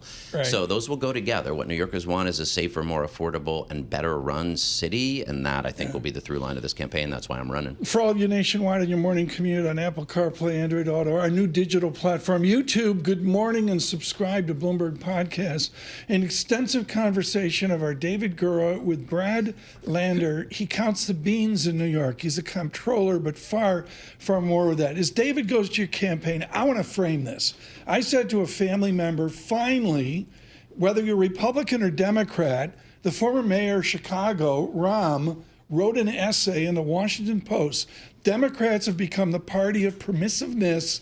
That's ballot box poison. You have a history of progressivism. How does the left in the Democratic Party migrate to the center to compete? Yeah, I mean, I want to give you some straight talk. I think progressives, including myself, were slow to respond to rising disorder and crime coming out of the pandemic. And we need to be real clear about it. So the number one commitment of my campaign is to end street homelessness for people with serious mental illness in New York City who are on the streets and subways. That is something a mayor could do. I've laid out a really detailed, ready on day one plan. Some of that is involuntary hospitalization. A lot of that is connecting people to housing and services so they're not on the subways or on our stoops, a danger to themselves and to others. You know, Tom and I travel, we go to Washington, go to elsewhere, and I think a lot of people like to rag on New York, like to bring up the fact that they think that the subways are unsafe, that there is a sense of a lack of good public safety in the city right now. And you can bring up statistics to push against that. But how do you deal with that feeling? What's in the zeitgeist here that if you're riding the subway, there is a danger that something could happen to you? Yeah, and both things are true. I mean, we have more private sector jobs, more office-using jobs than ever in the city's history. People do want to be here. But if you're on the subway and you just heard the story that an unwell person, a mentally ill person, pushed someone onto the tracks, and then you see a homeless person who's mentally ill in your car, of course you're anxious. I have a friend whose 8-year-old daughter was pushed to the ground last week. So it's a real issue and a perception issue. But what we do is get those people connected to housing and services so they're not riding the subways where that's not good for them. And it's not good for riders. A New York City that ends street homelessness for people with serious mental illness will be a proud New York and one that could show all those critics, look at how well we're doing, but that takes a new mayor. And that's what I'm running for. How do you look at the relationship when it comes to transportation between New York City and the state government? And of course, the governor has weighed in on what needs to happen on subways to make them more safe. How important is that relationship? What would you do to improve that, to sort of harness that effective way to make things safer? I mean, the city-state relationship to make the subways run well is critical. This is why I was a big proponent of congestion pricing, and when the governor put it on pause, I helped bring the lawsuits that sued to get it implemented. But of course, now we're working closely together to make sure it's implemented. Well, the numbers are great so far. Travel times are down. Traffic is down. Money is more people are on the subway. Now the city and state have to work together to deliver platform barriers, new station gates, new subway elevators, modern signal system, all the things that we have to work together to make sure it works. I'm going to cut to the chase. It's real simple. I live in a fancy part of New York where I enjoyed a cigar in the street, and one day there's 7 police officers around me all of a sudden. And again, it's crime that you mentioned. It's the issue. It's almost like Nixon 68, 70, whatever. Brad Lander, how are you going to have a relationship with the NYPD? How do you form that? Is mayor versus bean counter going after contracts? I mean, this is an important moment. I have to say, Jesse Tisch, who's now in there as police commissioner, is doing a great job so far, both doing reform, holding people accountable, and providing support. And that's the key. Lone survivor of this administration. I mean, honestly, the fact that the mayor's corruption has opened up an opportunity for reform is great. But I would love to keep Jesse Tisch as commissioner. I think she's got the right tone of accountability and rebuilding and reform and But how support. are you? I need you to go out to Staten Island, next to where Mandolin Brothers was years ago. I need you to go to Staten Island and bond with people that look at progressives and go, you got to be kidding me. How do you do that? When I go, this is a connection from being bean counter. I work with the police pension fund to manage their pension. So there was an officer, Officer Fayaz, who the mayor wouldn't allow to get line of duty benefits, and my office did. I worked with the police pension fund to make sure those officers who had long COVID could actually get their disability benefit. So I've got a track record of working with the union reps. I hope, I'll bring them out with me to Staten Island when I go to have that meeting. And I hope to do it, in a way that shows, of course, we want to support our officers. Everyone wants accountability from people who do the wrong thing, from cops and from elected officials. I've got 3 kids in public school in this city. As much as there's been a rotating cast of police commissioners, you've had a rotating cast of chancellors as well. What are your top-line plans for the hugest school system in the country here to stabilize it? One of the reasons, candidly, why we moved to New York was the prospect of having universal pre-K. Funding has been an issue here in recent years. Your perspective, your platform when it comes to the schools in the city. My kids also went from pre-K to 12th grade in the New York City public schools, and they were lucky to have good schools, but boy, not everybody does. So look, you need a schools chancellor who recruits principals and superintendents who support their teachers but also hold them accountable. The state has increased the money we're getting. That's an opportunity to reduce class size, which is something that this mayor's promised to do but really hasn't done yet. It's going to be on the next mayor to reduce class size with the money the state is giving us. And for our audience, afterthought, when she was in elementary school here on the island of Manhattan, there were 11 languages in her first grade class. I think you have to, as David says, did you say 3 offspring? I had no idea. I mean, that's what's remarkable about this city. What other place has that? Well, we're working at it. Okay, KMOX, you grew up with the Cardinals, which is like, I used to listen from Western New York, bouncing off the ionosphere. If somebody said to me my 10 great moments, one of them was a guy named Mario Cuomo talking to the former governor, and we said good morning to him and his family, about his time with the Pittsburgh Pirates. It was magical to hear Mario Cuomo talk about the Pittsburgh Pirates. One of his offspring may enter the race or is in it. I'm not sure the details. Is it too crowded a field? I mean, how, away from Mayor Adams' upset, how do you frame September and October to be? I mean, how do you frame into it? Elections in June, so even sooner. I don't think New Yorkers will want to replace one corrupt chaos agent with another. This is someone who resigned in disgrace just ahead of impeachment after a dozen women who worked for him accused him of sexual harassment, who sent thousands of seniors to their deaths in nursing homes and then lied to their families about it to protect his $5 million book deal, who cut the subways, who cut 1,000 inpatient psychiatric beds, who doesn't care about New York City where he hasn't lived in 25 years. We're getting rid of one corrupt chaos agent. Let's not bring another in. When you look at this field of challengers to the mayor, Democratic challengers, what are we going to sort out here? This is going to be a robust debate, I imagine, about the future of the Democratic Party here in New York. It's going to be part of this broader conversation about it here in the U.S. How important is it? How vital is it to have that conversation right now? What are we going to learn from this primary campaign? Yeah, it's critical. Part of the reason in New York people shifted to voting for Trump is they haven't seen government working for them, and there is doubt about whether Democrats can govern big blue cities well. Folks like Michelle Wu are doing it in Boston. We have to do it in New York City. Get the cost of living under control. Confront and build affordable housing. Deliver on that child care and universal pre-K and 3K, and make the city safer. Are we going to have a Gilded Age campaign? Michelle Wu in Boston's running against a Kraft offspring. There's a fair amount of money rolling around here. How do you frame out this path to June? I assume, how many people are in the race? You tell me. We don't know yet. Right now, you can't count that high. Yeah, 8 or so, whatever. And we'll see about Cuomo getting in. What do you perceive May to be like? I mean, it's going to be busy. For me, it's going to be a question about who people think can actually run the city well. And that's the track record I have as the city's chief financial officer with a history of actually delivering. We managed $285 billion pension fund. Our audits have saved hundreds of millions of dollars. I can make government work, and I think that's what New Yorkers want. Let me come full circle. Brought up that memo at the top. I read that footnote, which had that innuendo about immigration policy. And let's end there. And, a few weeks back, I was out at Floyd Bennett Field and saw the shelter that had been built there. I gather it's being emptied out or has been emptied out of migrants moved to New York City. How do you approach this issue, which is one that I think is flummoxing a lot of people? Here we are in a city that has historically welcomed so many.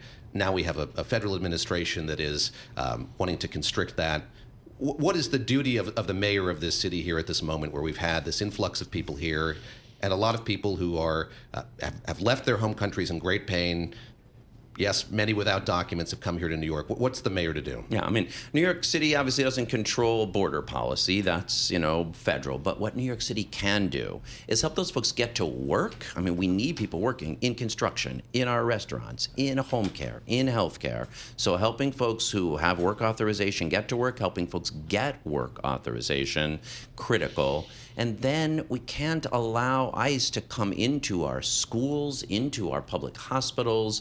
The Brooklyn District Attorney told this amazing story about how when his brother was murdered, which is why he became a prosecutor, it was somebody undocumented who was a witness, and the defense got that guy deported. After testifying. And there was no justice.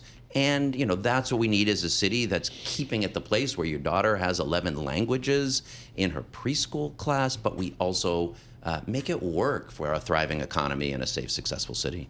It was unbelievable the first time I walked into that. Classroom? 529, 11 languages. It's just, yeah. It was, forget about Ellis Island and all the emotion of the city.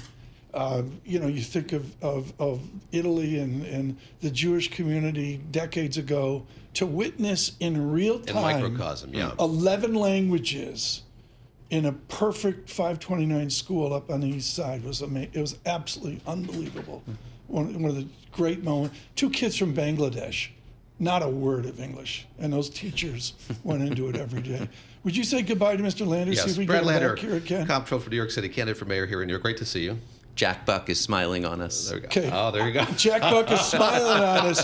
Brad, there's a pothole. How many times a week do you get that? A lot. A lot. Brad, Yes. thank you so much. And best of luck. We hope to have you back here as we stagger to June. Right now, we stagger to a market opening and quiet on the screen before 3 days of economic data. We've got the CPI, PPI, and then in the retail sales on Friday, underplayed.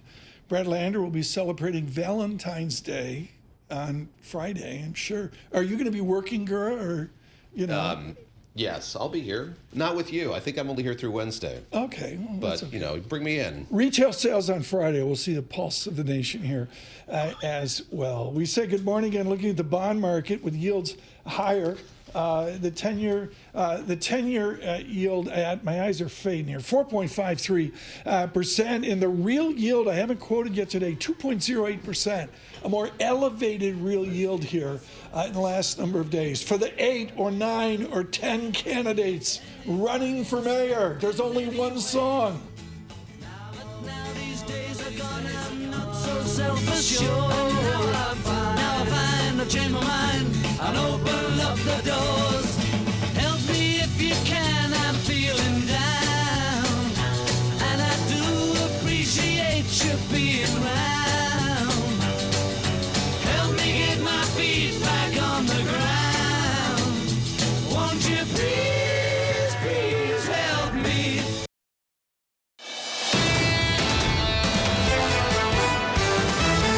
This is Bloomberg Surveillance with Tom Keene and Paul Sweeney. The president wants lower interest rates from Chairman Powell. You can make the argument that this is a really rich market. With Lisa Mateo on markets. Stocks are coming off another record high. And Michael Barr with news. President Trump signing a wide range of executive orders. The best in economics, finance, investment, and international relations. This is Bloomberg Surveillance on Bloomberg Radio.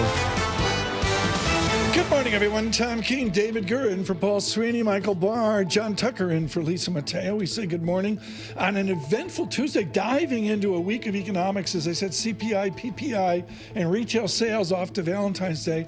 On Friday, earnings along the way. We'll continue to bring that to you. The dollar quiescent, but I got all my radar up on a range-bound market here. And again, good morning across the nation as we had a tinge there of New York City politics.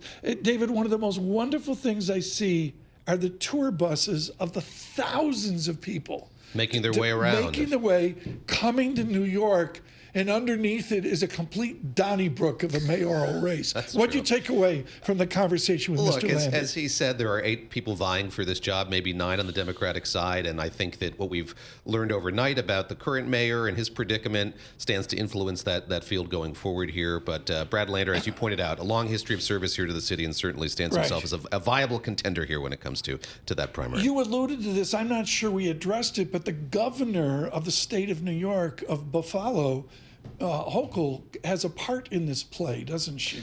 She does, and so as I mentioned, she could get the mayor to step down or remove the mayor if she wanted to. I believe that's within her purview.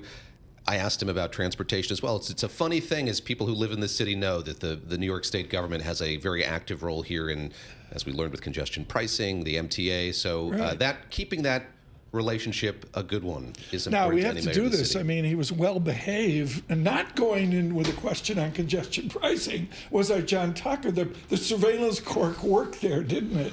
Well, no, my proposal, there's congestion on the sidewalks now, at least according to the MTA, that pedestrian traffic has picked up. Yeah. People don't My want to pay the toll. proposal is to strap Easy Pass transponders on the heads of all people in New York, so as they walk the sidewalks, they too can be charged. Can you imagine the amount of money that would John raise? Tucker. It won't end there. It'll be the dogs pretty soon will start getting a congestion tax as well. We continue forward here with futures deteriorating, negative 25. From the Interactive Broker Studios, the Bloomberg Business Flash, John Tucker. And stock index futures, they are lower ahead of the cash open on Wall Street. European Union vowing this morning to respond to 25% tariffs imposed by Donald Trump on the steel and aluminum imports. The EU Commission president unjustified tariffs on the EU will not go unanswered. Meta shares, real quick, edging lower, putting the social media giant stock on track to snap a record-setting 16-session winning streak. Then you have Coca-Cola pre-market up was around 3% after the profit beat expectations. Shoppers willing to shell out more for the company's sodas, energy drinks, and juices. DuPont rising this morning, earnings jumping on growth in the electronics market.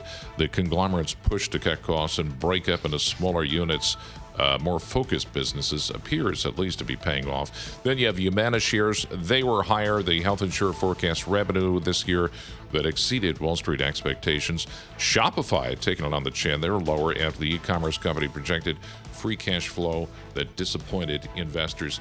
Oh, yeah, and in terms of small business optimism, this is measured by the NFIB, the National Federation of Independent Business.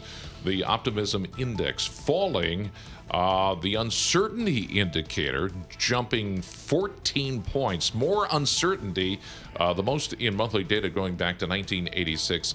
So this suggests small companies are growing cautious about investment with all these threats of tariffs. Dow futures 125 points lower.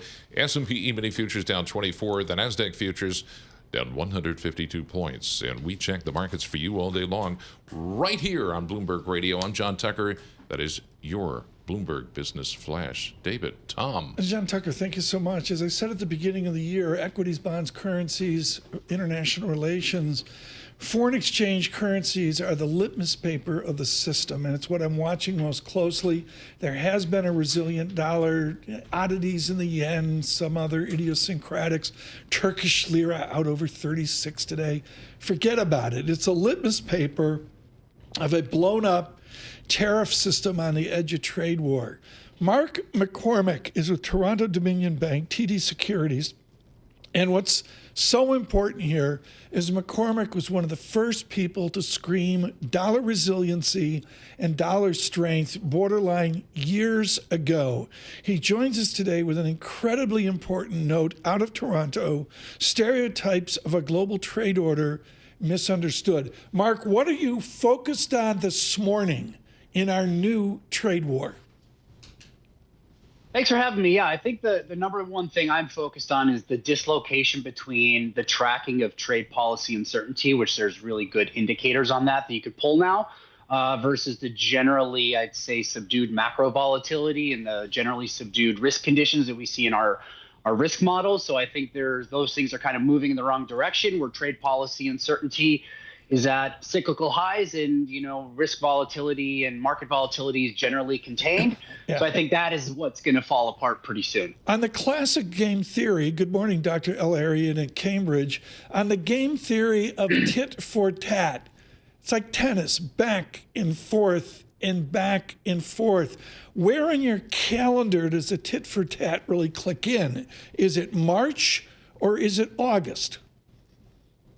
I'd say it's March, April right now. There's probably, I'd say, a rolling 3-month calendar on the trade uncertainty. So you kind of have these, these understandings that the first 100 days are very important to kind of set the agenda, to figure out where the politics and all the markets are going around here. So I'd say April's a good one. And then another 3 months following that will be kind of the key benchmarks. And again, wedged in between all of this, we're still looking at data.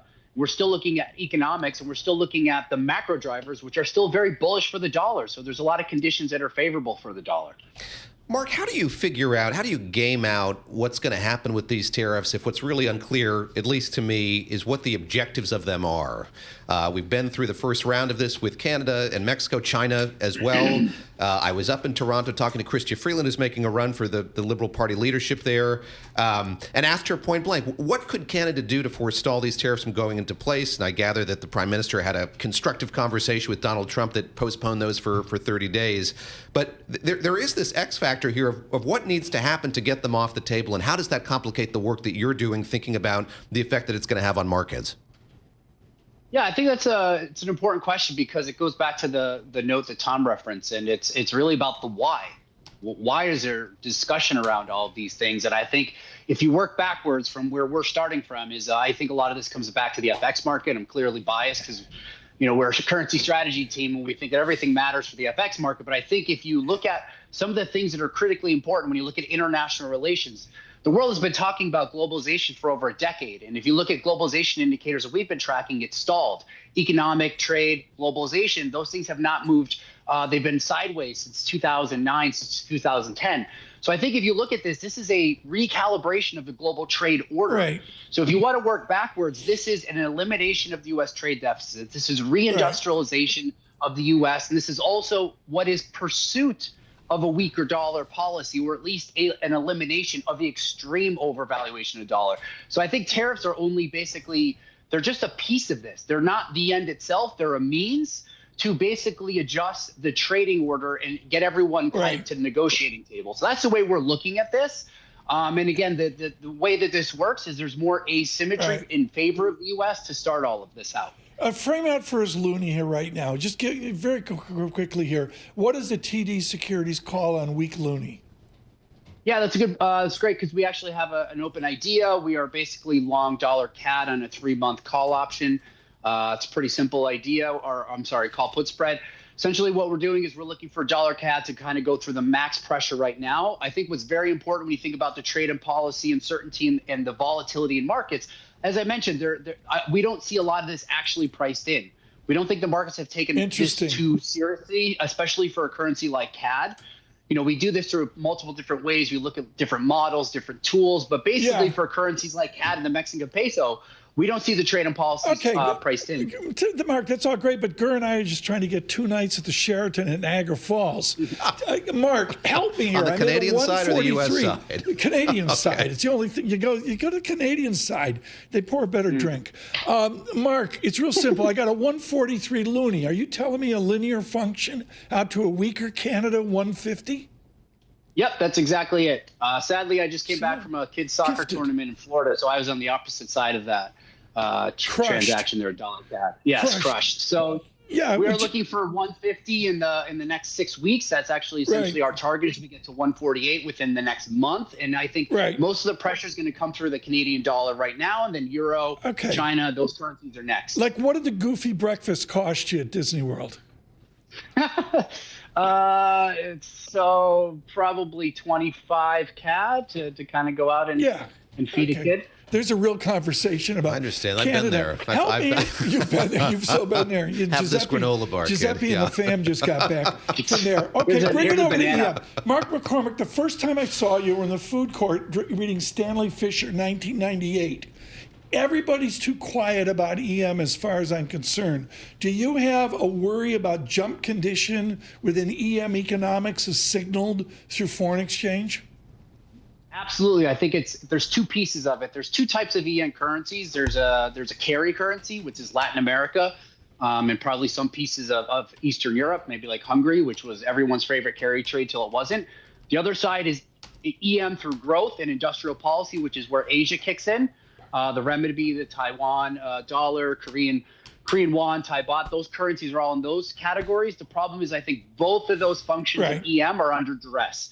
The LATAM carry trade, besides Brazil, I think is going to massively underperform, which it has for the last 6 months. If you look at G10 carry versus EM carry, dollar performance as a G10 carry currency is outperforming EM when you do a risk adjusted. So there's two sides of this. Again, I think the trade uncertainty, the slowdown in the global economy more generally, those things are going to see the EM Asia currencies continue to weaken in the short term. And again, the EM carry trade is going to see in the Mexican peso, the Colombian peso. It'll probably see Brazil outperform, though, but those two baskets are going to underperform for at least the next 3 to 6 months, and that's kind of our view on EM currencies. Gura, get one more in here. He's fired up today. Mark's fired up. I saw a line in your note. Have to ask you about it. That is, this is a year to expect the unexpected, including a grand FX bargain. This is Paris Accord round 2 at Mar-a-Lago. How do you see that playing out? How could you see that playing out? So I think it goes back to the original question about what's the why here. So the trade policy uncertainty, it creates a lot of tension in global markets. It sees the dollar strengthen. It sees local currencies weaken in some of these other countries. And again, you start to see sentiment and economic dynamics underperform in the currencies that are being targeted, where the trade policy uncertainty is on the rise. That is going to create a pressure point where I don't think everyone wants to accept a stronger local currency relative to the dollar to just, come to the table and say, yeah, sure, we'll do that. But I think with the restructuring of the global order, with the change in the structural dynamics around trade, that pulls people into the negotiating table and say, okay, yes, our currencies are undervalued. Maybe the trade lines are not fully symmetrical. And so to get rid of this and to move into a world where things are more organized and less uncertain, what we'll do is we will agree to revalue our currencies and bring them back into line with things that are closer to fair value. And I think that's where all of this goes and a lot of the deal making would want to go. I got to be quick. Chelsea, are you kidding me? Man City can't get it done. Can Chelsea hold off Man City? I think they can. They got one more Man City victory in them for this year. Okay. Fired up. Mark McCormick, thank you so much. The Toronto Dominion Bank, really, really helpful there on all the currency dynamics and the mystery of what's going on with tariffs. Right to it. Futures -25. Our news in New York City. Michael Barr. Thank you very much, Tom, David, John. The EU vowed countermeasures to any levies imposed by the U.S.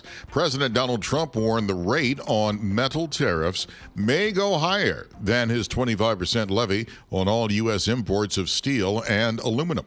Our nation requires steel and aluminum to be made in America, not in foreign lands. We need to create, in order to protect our country's future, a resurgence of U.S. manufacturing and production, the likes of which has not been seen for many decades. President Trump lashing out at Hamas after it said it plans to postpone the next round of Israeli hostage releases.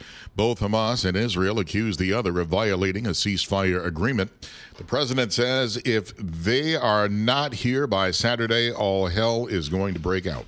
Secretary of Defense Pete Hegseth is in Germany today, where he met with the leaders of Europe and Africa Combat and Command. During a lunch with troops, Hegseth said he plans to ask NATO allies to increase defense spending. The president has said directly that our NATO allies need to step up even more. We're appreciative of what they've done. The alliance is rock solid, but any sort of an alliance needs full burden sharing. So we're going to talk a lot more about that. Meanwhile, Secretary Hegseth was heckled in Stuttgart. About 24 people, likely military spouses and family members, booed Hegseth and shouted DEI over the Trump administration's anti-DEI policies. A fast-moving winter storm is forecast to batter the Midwest and Mid-Atlantic with snow and ice, prompting federal offices in Washington to close early and snarling air and train traffic. As much as 6 inches of snow will fall in the nation's capital starting at midday, growing heavier at night. The U.S. Office of Personnel Management said all federal employees must leave work by 2 p.m. Here in the tri-state area, New York City could get around 2 inches of snow. It will start tonight, and it could be just a dusting, if any, north and west of the city. However, a winter storm warning has been issued for South New Jersey. Global news 24 hours a day and whenever you want it with Bloomberg News Now. I'm Michael Michael Barr. Yeah. And this is Bloomberg. Tom, David, and John. Michael Barr, and thanks so much. Hello, Thanks Charlie. And hello, Charlie. Just Charlie like here that. as well. Bob from Brockton emails in. Thanks for listening on 92.9, Bob. Goofy breakfast, $56 the adults. Children 3 to 12, $36. So you're not Seems low to me. With a Seems Gura like- tip, you're popping $250, $300 for soggy pancakes. Yeah, no, it's they get you. I They saw a get piece you. in the Journal recently that it's gotten too expensive. That Disney's yeah. actually worried that they're going to Yeah, alienate people yeah. who can't make it down there. So. Joining us now, Europe on $5 a day correspondent Charles Pellet joins us as well. I love Charlie, that. I called my hotel last night. I got to go over to Paris. It's painful. Late this year. They're almost sold out. Well, They said bottom they line- need a deposit like in 3 days. So did you pony up the, I have to gold pony card it and up. give it to them? I got the You no doubloons choice. out, you know. Exactly. But the thing is, Tom Keene, you stay at the big budget hotels. I'm not pulling down Tom Keene and David Gura bucks. Wow. I'm going for They the got a pool in the two- basement. Napoleon swam. in. Seriously? Yes, continue. Unbelievable.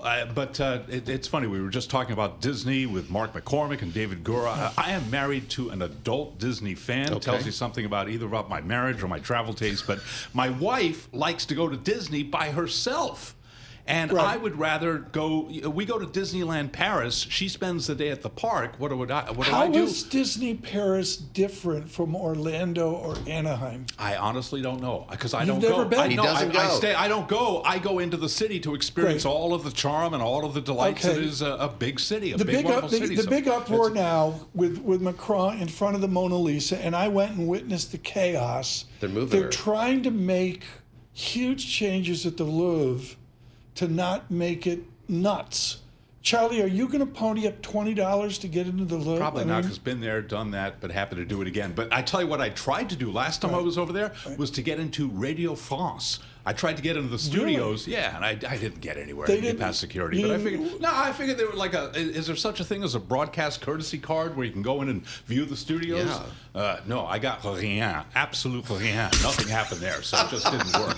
But I got, and speaking of Paris, and you guys can be the judge on this one if you've flown through Paris. Yes. I'm going to Tel Aviv tomorrow, and I'm nervous. Not nervous about going to Tel Aviv. I'm going to be at Hostages Square Saturday morning.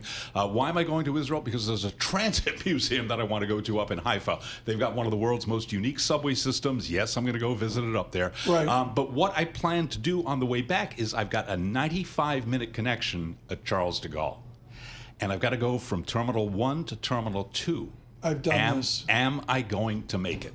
And I Tight- didn't schedule the flight. It's right. Without your luggage. I got carry-on. It's like Home Balloon. It's Yep. like Home Alone, Yep. where you're dashing through O'Hare. Yep. I have done that at CDG. Yeah, and it's just frustrating because Right. the last thing I want to do is either tell my wife or my employer, Right. guess what, I missed a flight. Avoid at CDG at all costs. I've got no As choice. you go I've got- in, right. you get through the the wonderful security, great airport, love it to death. As you go down, on the right side is an Hermes store. Avoid that. It's like a magnet. Thousands of Americans looking to spend the last dollar. Avoid that like the plague. Charlie, the way you're going to get into Radio France is this. I mean, it's all there is to it. Éloignez-vous de la porte qui se ferme. I think that's French for stand clear of the closing doors. They use that on the Paris subway as well. Charlie Pellet, I thank love you you so guys. much. All right, my Great. pleasure. Thank you so much. Europe on $5 a day. And seriously, folks, into the prime travel season.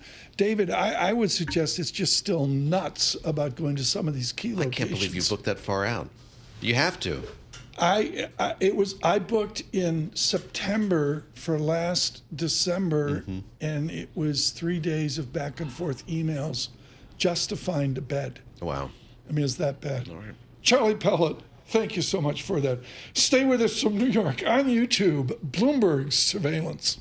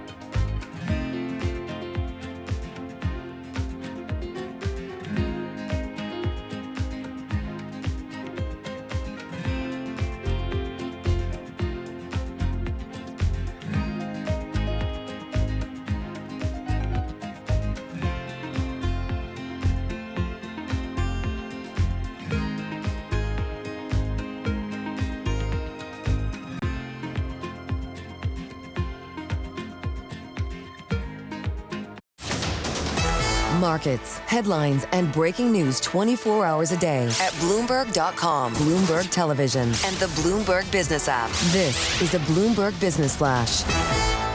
And I'm John Tucker in the Bloomberg Newsroom with this Bloomberg Business Flash, and we are being brought to you by IBKR. The Futures Report sponsored by IBKR. Will the year-over-year change in the U.S. PPI exceed 3% in February 2025?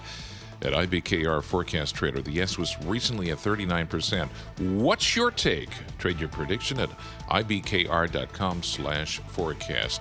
Well, the futures indicate a lower cash open on Wall Street. Dow futures right now down 147 points. That's a decline of 0.3%. The S&P E-mini futures 26 points lower, down about 0.4%. And the Nasdaq futures right now down 152 points. That is a decline of 0.7%. Let's look at yields right now. The 2-year is 2 basis points higher, 4.29. The 10 is up 4 basis points. That is at 4.53.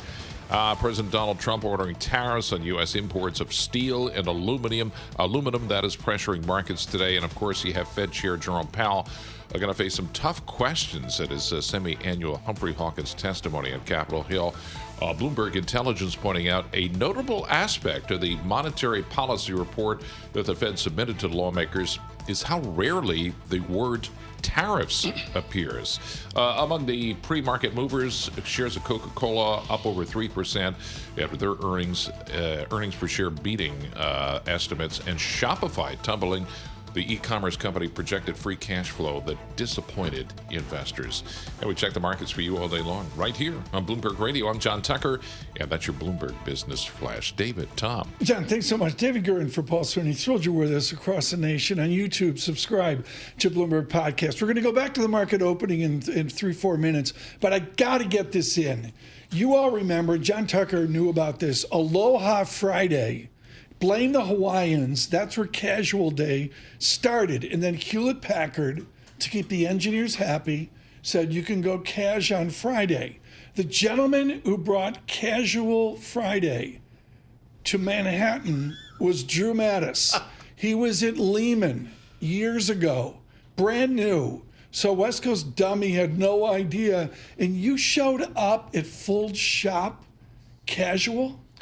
No one did that.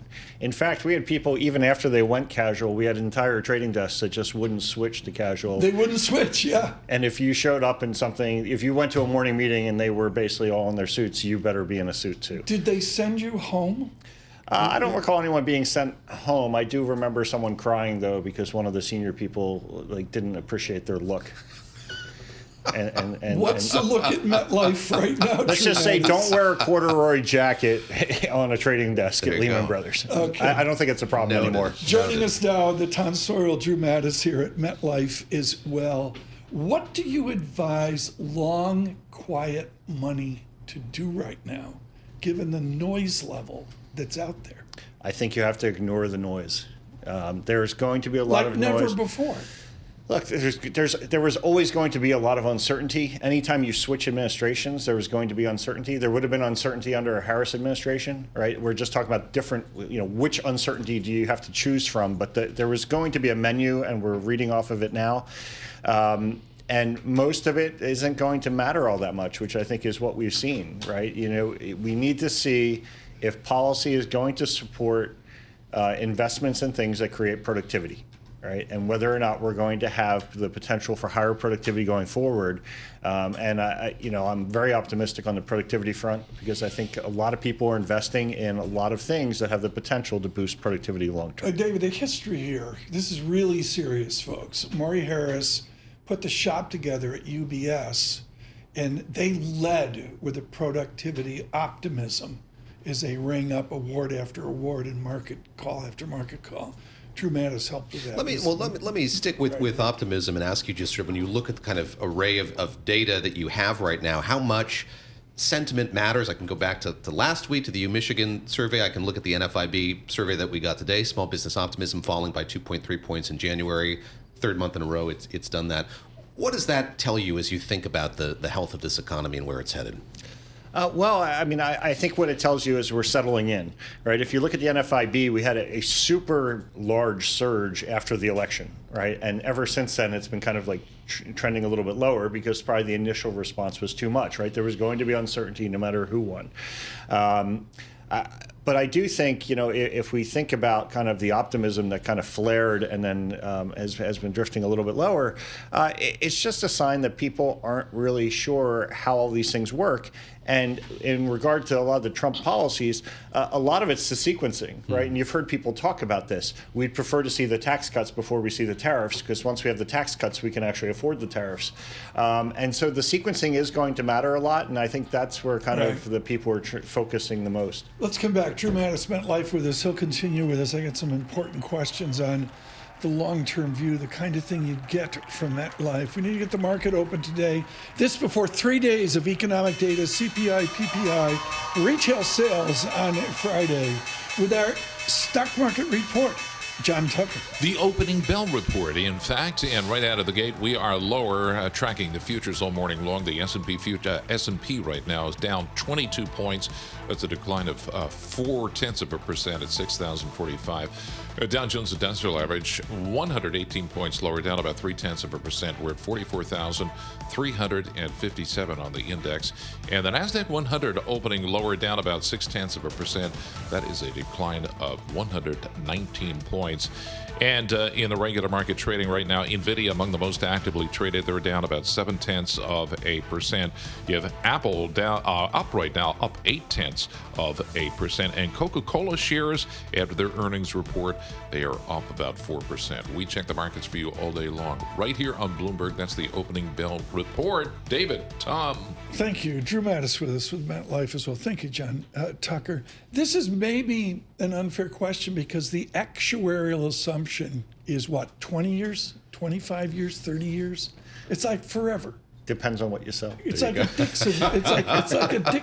Dickensian novel. Anytime he starts with actuarial assumptions, no, you know but you're have you changed your actuarial assumption after this post-COVID bull market? I mean, we review our assumptions all the time. And what's your new assumption? I'm not going to go into all the details, Tom. We do assumptions for like 50, 100, 200 different things, and then we also shock them and stress them. So, we're on top of it. You look skeptical. Are you?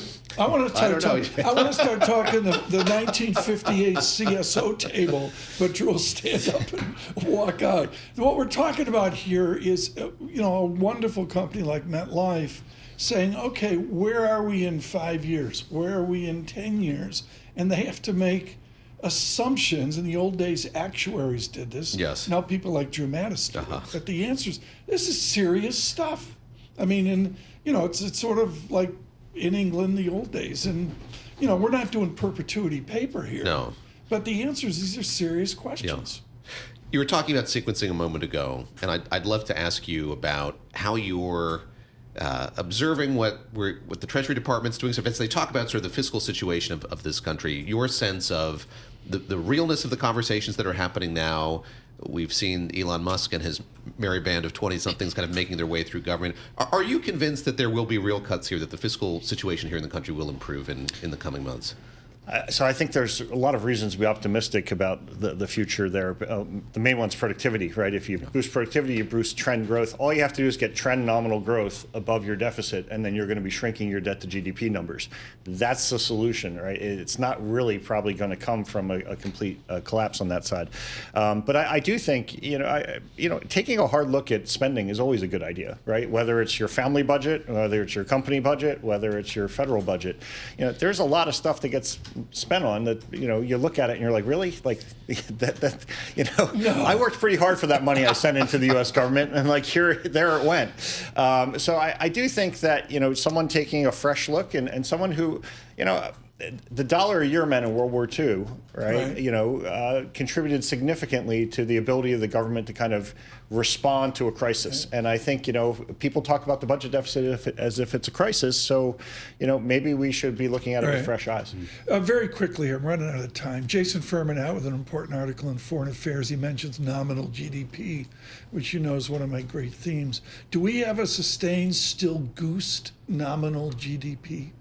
We do, as long as inflation is above the Fed's target. It's probably goosed by the fact that there was a significant amount of spending, and it's continuing to boost the overall nominal GDP outlook, which isn't necessarily a bad thing. When people talk about inflation eroding debt and allowing you to kind of grow your way out of a deficit, once again, it's the nominal GDP number you have to look at, not the real GDP number necessarily. Yeah, I think that sounds like the Drew Mattis of old. If you come back, I promise I won't ask you about the actuarial assumption. And I promise I'll wear a tie the next time. Oh, very good. I feel guilty. Look at that. Actually, Mr. I'm not Mattis, wearing one either. It's all right.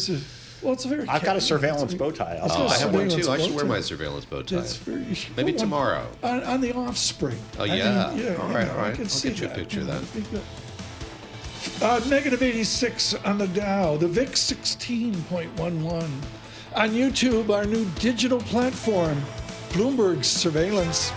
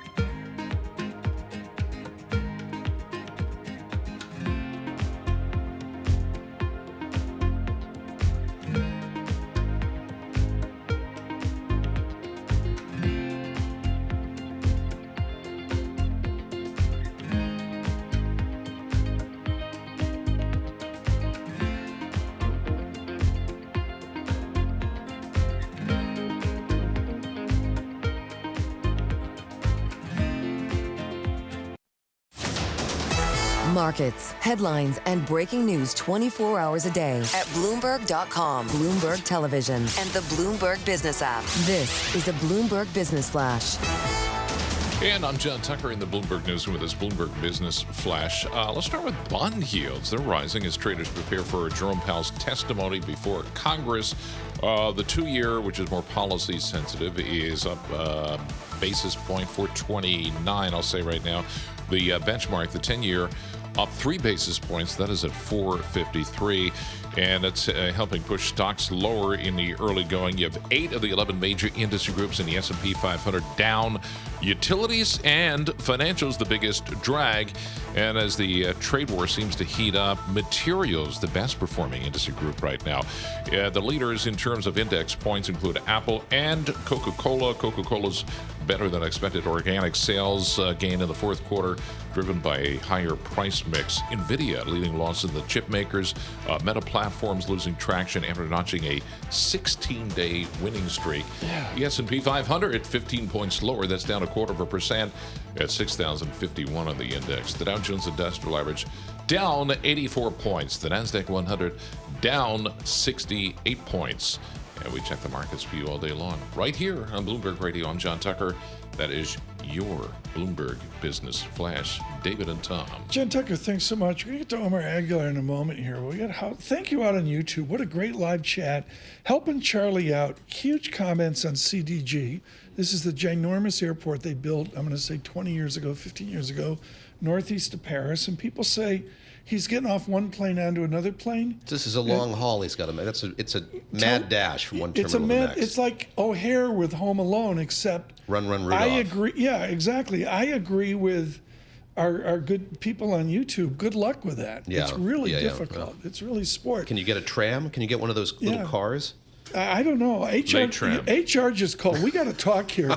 When you went to the Goofy breakfast, did you tell your daughter to lie about her age? Well, to save $30? It costs about 3 times more for an adult breakfast than a child's breakfast, and she, in an unsolicited offered that she was now 11 years old when we were there, and So she got immediately I whacked got with the the adult upcharge. I mean, I could see me kind of nudging her with the elbow there in real time. I'm but, sure that's never happened. I haven't since- recovered. My account hasn't recovered from that. And four-day you trip said to the Disney. Journal had this article on Disney's worried about what it costs. Yeah, I but think you it's see, ridiculous. it was crowded, and people go. I mean, I don't know how they're going, but they're We'll have going. to see. Have you been? I have never been. Never? I have never been. It's always, okay, you go. I mean, can you picture that, really? No. Like you could be like an I've Epcot been to enthusiast Anaheim. or something. With the I years? have No. been to Yeah. Disneyland in Anaheim, which Yeah. was magical. Well, there you go. It's totally different than Orlando, I assume.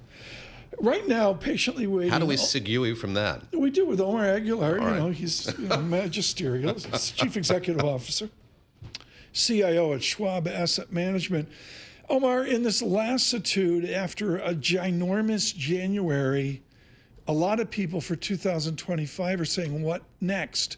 For you, if you have a good January, does that mean a good year?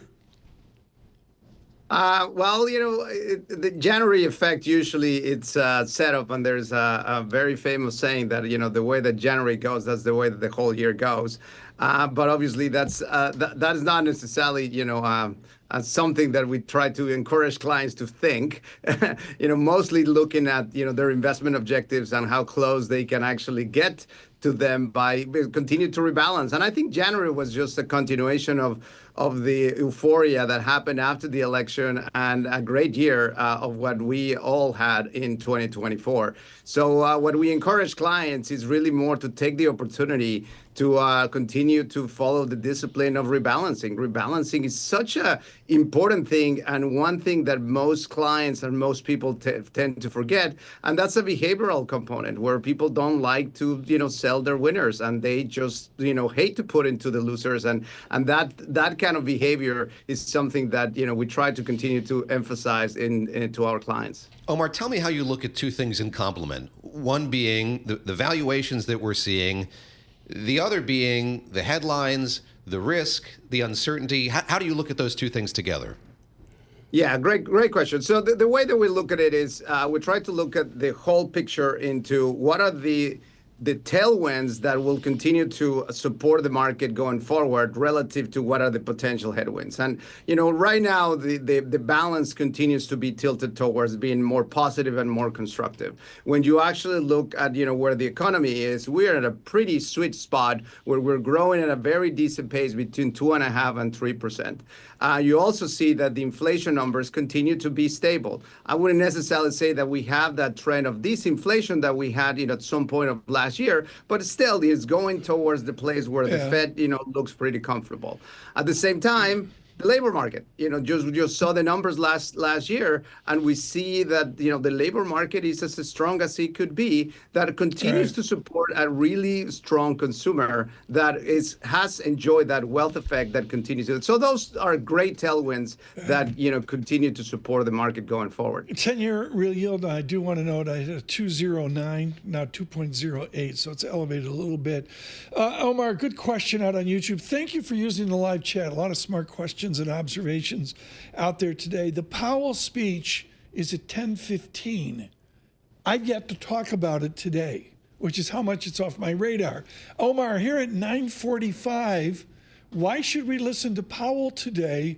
What does he say in the maelstrom of Beltway political economics?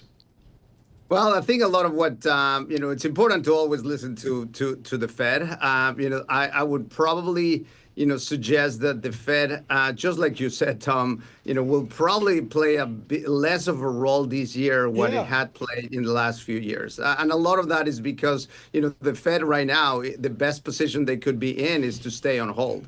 I think, the inflation, components, everything that I describe about the strength of the economy, the strength of the consumer and everything else, obviously is well balanced to the potential uncertainty of what these will make. And I think the Fed is in that wait and see mode. But, the reality is that, the economy is less sensitive to interest rates than ever before. And that, I think, to me, put the Fed in a really comfortable position. Well said, and we'll see that at 10:15 this morning with our coverage here. And look for that with Alex Steele. Red on the screen, negative 108 on the Dow, the VIX 16.11. With our news in New York City, Michael Barr. Thank you very much, Tom. David, John, European officials are reacting today to President Trump's 25% tariffs on all steel and aluminum imports. EU leaders are promising tough countermeasures from the 27-nation bloc. Speaking in Strasbourg, France, European Commission Executive Vice President Marcos Šefčovič said that the tariffs are a lose-lose scenario. We deeply regret these decisions and announcements. The EU sees no justification for the imposition of tariffs on our exports, which is economically counterproductive. Hamas says it will delay the further release of hostages in the Gaza Strip after accusing Israel of violating a fragile ceasefire that now faces its most serious crisis since it began 3 weeks ago. 3 more Israeli hostages had been scheduled for release on Saturday in exchange for hundreds of Palestinian prisoners. Meanwhile, President Trump is lashing out at Hamas's hostage postponement. Saturday at 12 o'clock, I think it's an appropriate time. I would say cancel it and all bets are off and let hell break out. We have some winter weather on the way for the tri-state area and the East Coast. New York City is forecast to get about a couple of inches of snow. Meanwhile, South New Jersey is under a winter weather warning, could get up to 5 inches. Washington, D.C., the storm is prompting federal offices to close early and is snarling air and train traffic. Finally, tonight, we're going to find out who is top dog. Hundreds of dogs and their handlers have been taking over New York's Madison Square Garden. To MSG. Bow to the wow. This week, as the Westminster Kennel Club Dog Show is underway, they are competing for the coveted Best in Show title, which will be awarded tonight. This woman, who is participating with her Beaver Terrier, says everyone at the show comes with the same goal. They just love us, and we love them. That's why I'm here today, the love for the breed and dogs in general.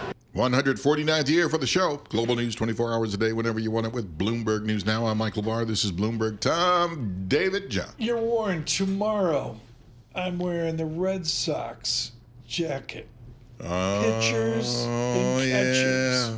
The Cubs started early. I don't know what they're thinking. Cubs had pitchers and catchers on Sunday, but tomorrow's the real kickoff here. Yes, it is. And there's another kickoff.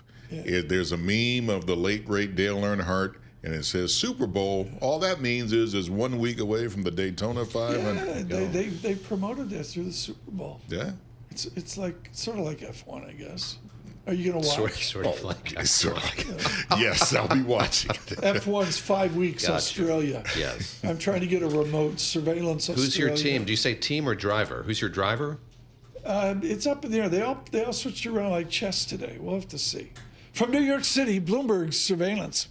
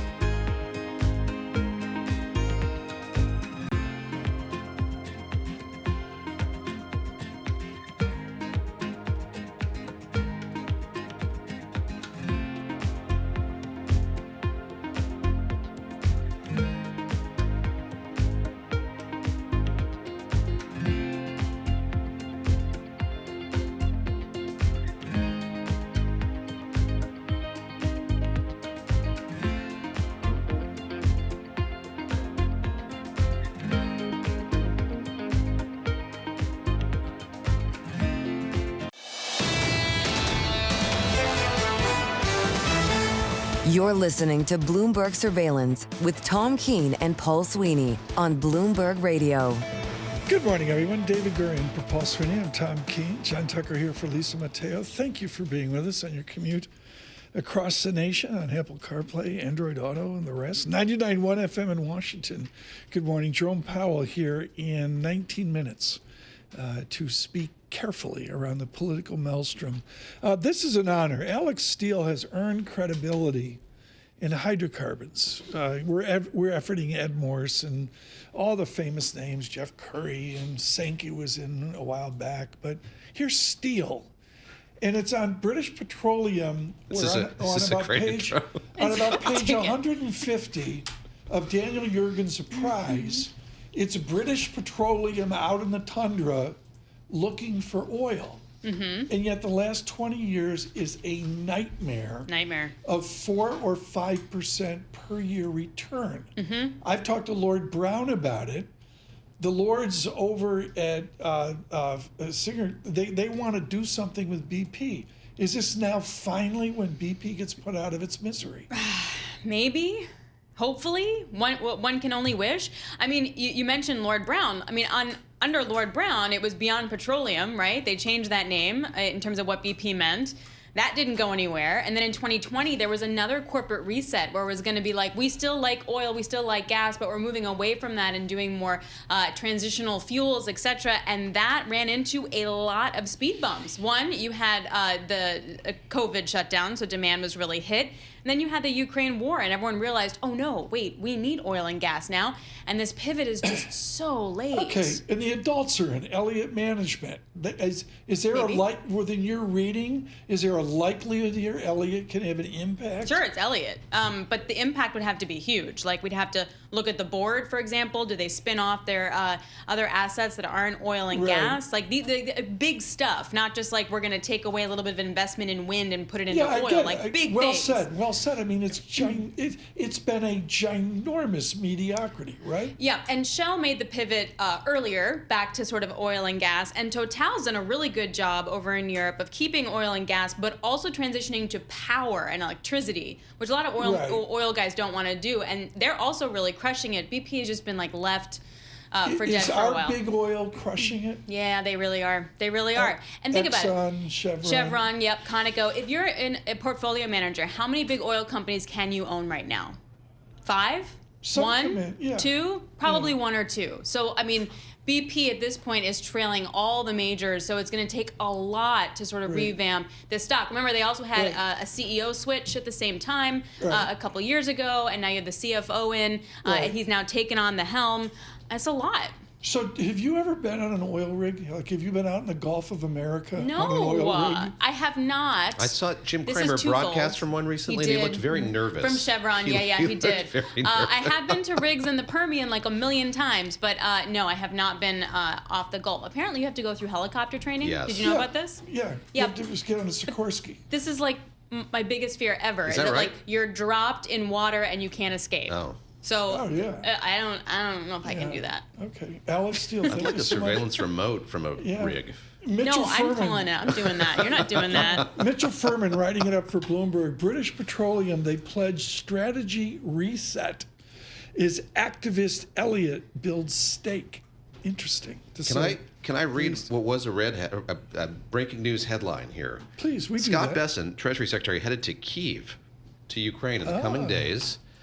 I'm surprised it's to secure announced. U.S. access to critical minerals, according to people familiar with the matter. But just wanted to flag that his first trip abroad will be to Ukraine. Very interesting. Anyway, I don't know. Critical minerals is what he's worried Donald about Trump in has Ukraine? suggested that for us to stay engaged with this war, the U.S. would need more access to critical minerals. So, how did Google switch to Gulf of America? I did it on my phone today. Wait, so are you doing it? You're definitely switching? No, if you look at Google Maps, it says Gulf of America. But on Apple Maps, it doesn't. But things I learned, man. You know, February 9th is now Gulf of America Day, as decreed by the president. Oh, is it? Yeah. That was one of the EOs that we've seen We this should week. play the We Super get that day Bowl off. next year. Options are in. Come on, Stevie's out with Waddy. Stevie can do it. Stevie Nicks here with a down, -97.